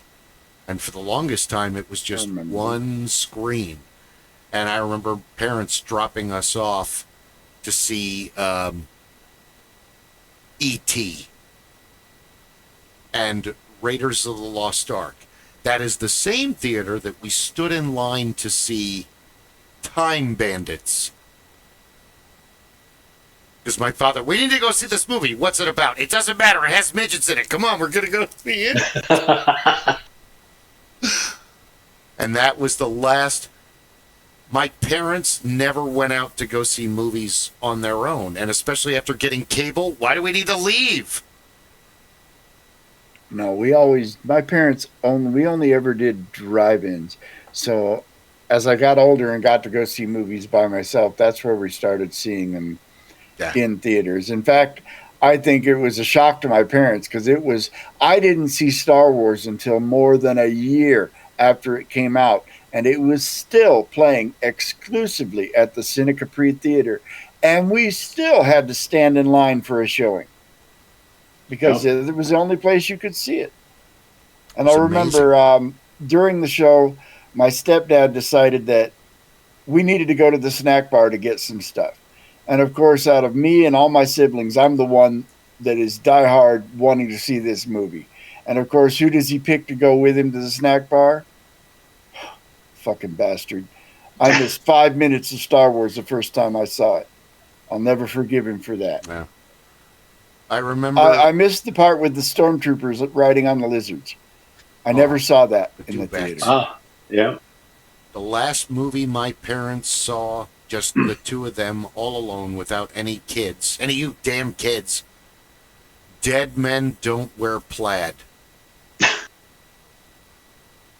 Steve Martin and Christopher Walken's first film. Yeah. It's funny. It's silly. I remember that was the one where there was mostly all black and white stills edited together into a movie. Yes. But I remember the drive-in theaters used to be really. I used to love to go to the drive-in theater with my dad because we would always go. He knew exactly where he wanted to be. He would pick the best spot. We would get there. There was a particular time you had to get in line so you could get to that spot. And then my mom and my sister would stay in the car. My dad would take me to the snack bar. And of course, we were going to have, we didn't have dinner because we were going to have dinner there. So it was always hamburgers and hot dogs and popcorn and soda and pretzels, candy and all the rest. So you knew you were going to have a good time. And then after the first film, then my dad would look at me and says, "Let's go to the snack bar." So we go get drinks and whatnot for the second film. And we went to a lot of drive-in movies. We saw a lot of horror movie triple features. What was the there was 2 screens back to back down on Van Buren near just west of 35th. I forget what it was. You remember that one? It was a 2 drive. I still dream about that damn theater. That one and the Big Sky right next to Kmart at 43rd and Indian School. Yeah, the Big Sky was. We saw all kinds of horror movie triple features there. We saw Mad Max as part of a triple feature at the Big Sky. We also, my parents loved blaxploitation films, so we went and saw just about every one of them in the drive-in. Love them. You remember the theater that was on that was over by Chicken Park, Glendale? So it was Renfair. What was it? It was the Renfair cinema. Was it the Renfair? And they had 2 theaters. They had 2 screens, and you had to. I saw Jaws and Orca there. Yeah, it was the most amazing. Bill, you had to walk up the stairs to the second floor to get to the theater to walk down to sit in the theaters. It was a similar design to the Maryview cinemas at 51st and Indian School, which was also a double screen theater. I saw the Warriors there as part of a triple feature. Yep, and I remember the early days of Valley West Mall. They had 2 screens, and then they broke it up and they bought another, or they got another section of the mall and they put in 3 screens. Eventually, they got to like 5 screens or something. It was interesting, but yeah, back in the last films I saw there, or the last thing I saw there, they had a Looney Tunes retrospective, and it was, I think it was like 4 hours of all the Looney Tunes, and we paid extra money. I think we paid $10 a head to go in, and it was hilarious because we're sitting in there and we got the popcorn and it was me and my buddy Dave, and we're sitting there, and there was a bunch of folks our parents' age who were there with their kids, and then there was a lot of grandparents who were there with young children, and they were explaining to them about, this is Looney Tunes. This is why this is funny. But they would sit there and they say, when I was your age, we would go to the movie theater, and this is what we would see before the movie. You got to see 2 cartoons and a serial and a movie and another movie. And so we had a field day because it was all of the uncut, unedited Looney Tunes for like 4 hours. I remember Very nice. being like 14 or so. I remember the second time. So, like for the summer, they would have the cheap matinees and do a double feature. That's Yep. what we did at the Maryview and the Glen Fair was the cheap double features. You see, like Benji. And you get a hot dog and a popcorn and a drink. And turn the kids loose. Benji We'll take care of your kids for 4 hours. Pippi Longstocking and there's another one. That I love the Pippi Longstocking movies. Those are fun. And the books. She's got super strength, so that kind of makes her a superhero. Oh, yeah. She had super strength, and her braids would burn you if you grabbed them. Yeah. To the monkey. Because she was a fiery redhead, yes.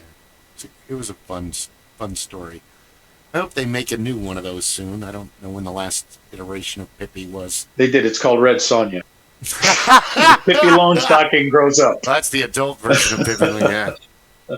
She grew up, and now you don't want to mess with her. Or you would... No, I guess it must have been a popular movie for a matinee, because Ghostbusters and Empire Strikes Back or Space Raiders, that was on a lot.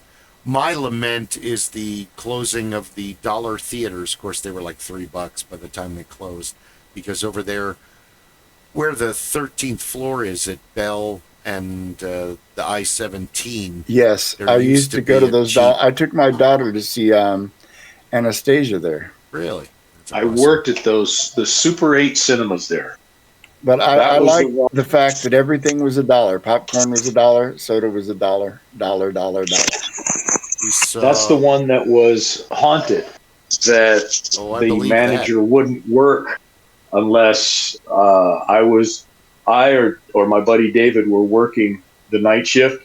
So we couldn't figure out why we couldn't get day shifts down there until she finally explained to us. Well, you have that, like, there's somebody, like, right in my, like, hey, dude, hey, can you... That you got that feeling that there was, like, somebody pressed up against you begging for help every time you walked in there. Even when you're sitting trying to enjoy... I'm trying to watch the Fantastic Creatures or whatever it is, where it's the pre-Harry Potter... Yeah. The Fantastic Critters and Where to Find Them. I know the Great one. I've movie. not seen it. I saw the first one. I haven't seen the rest of them. I really want to, but time and availability. And you still have this feeling that you've got somebody pressed up against you. And then later, we went and saw the me and youngest child. What is it? The Mrs. Peregrine's School for the Peculiarly Gifted. That should be, because it's basically like an X-Men thing, but the women are well, you have to watch the movie. I don't want to give, the less I talk about it, the more you'll enjoy it. All right, gentlemen. Oh, yeah, we have pushed well into the 4th hour. We are into the pump. Unfortunately, have to work tomorrow. We all The last 2 days at work have been brutal. In the last 2 days, I have put 30,000 steps on my Fitbit. Ooh. Well done. Well done. And my legs are feeling it. But there was no way I was going to miss this. Oh, but thank you very much for sticking it out, and hopefully Chris is feeling better, and everybody can look, agreed. It's Tuesday. Thank you very much for watching. Do you guys have any last-minute plugs? Go see Chris on Saturday. Oh, go see Chris for me. Yeah, go see Chris on Saturday. Metro Cinema. Fantastic. We are the Supreme Council for the Master Geeks Lodge, and episode 55. Well done. Thank you very much. You could have watched anybody, but you decided to watch us, and we do appreciate that. I've been up since 2. I'm tired. So I was yawning just a little bit ago. I was caught on the show. I don't normally like to do that, but yes, support your local artist. Stay geeky. Thank you for tuning in. Gentlemen, always a pleasure. Thank you very much. Always a pleasure. Next week. Absolutely. Take care, gentlemen. Thank you. And thank you.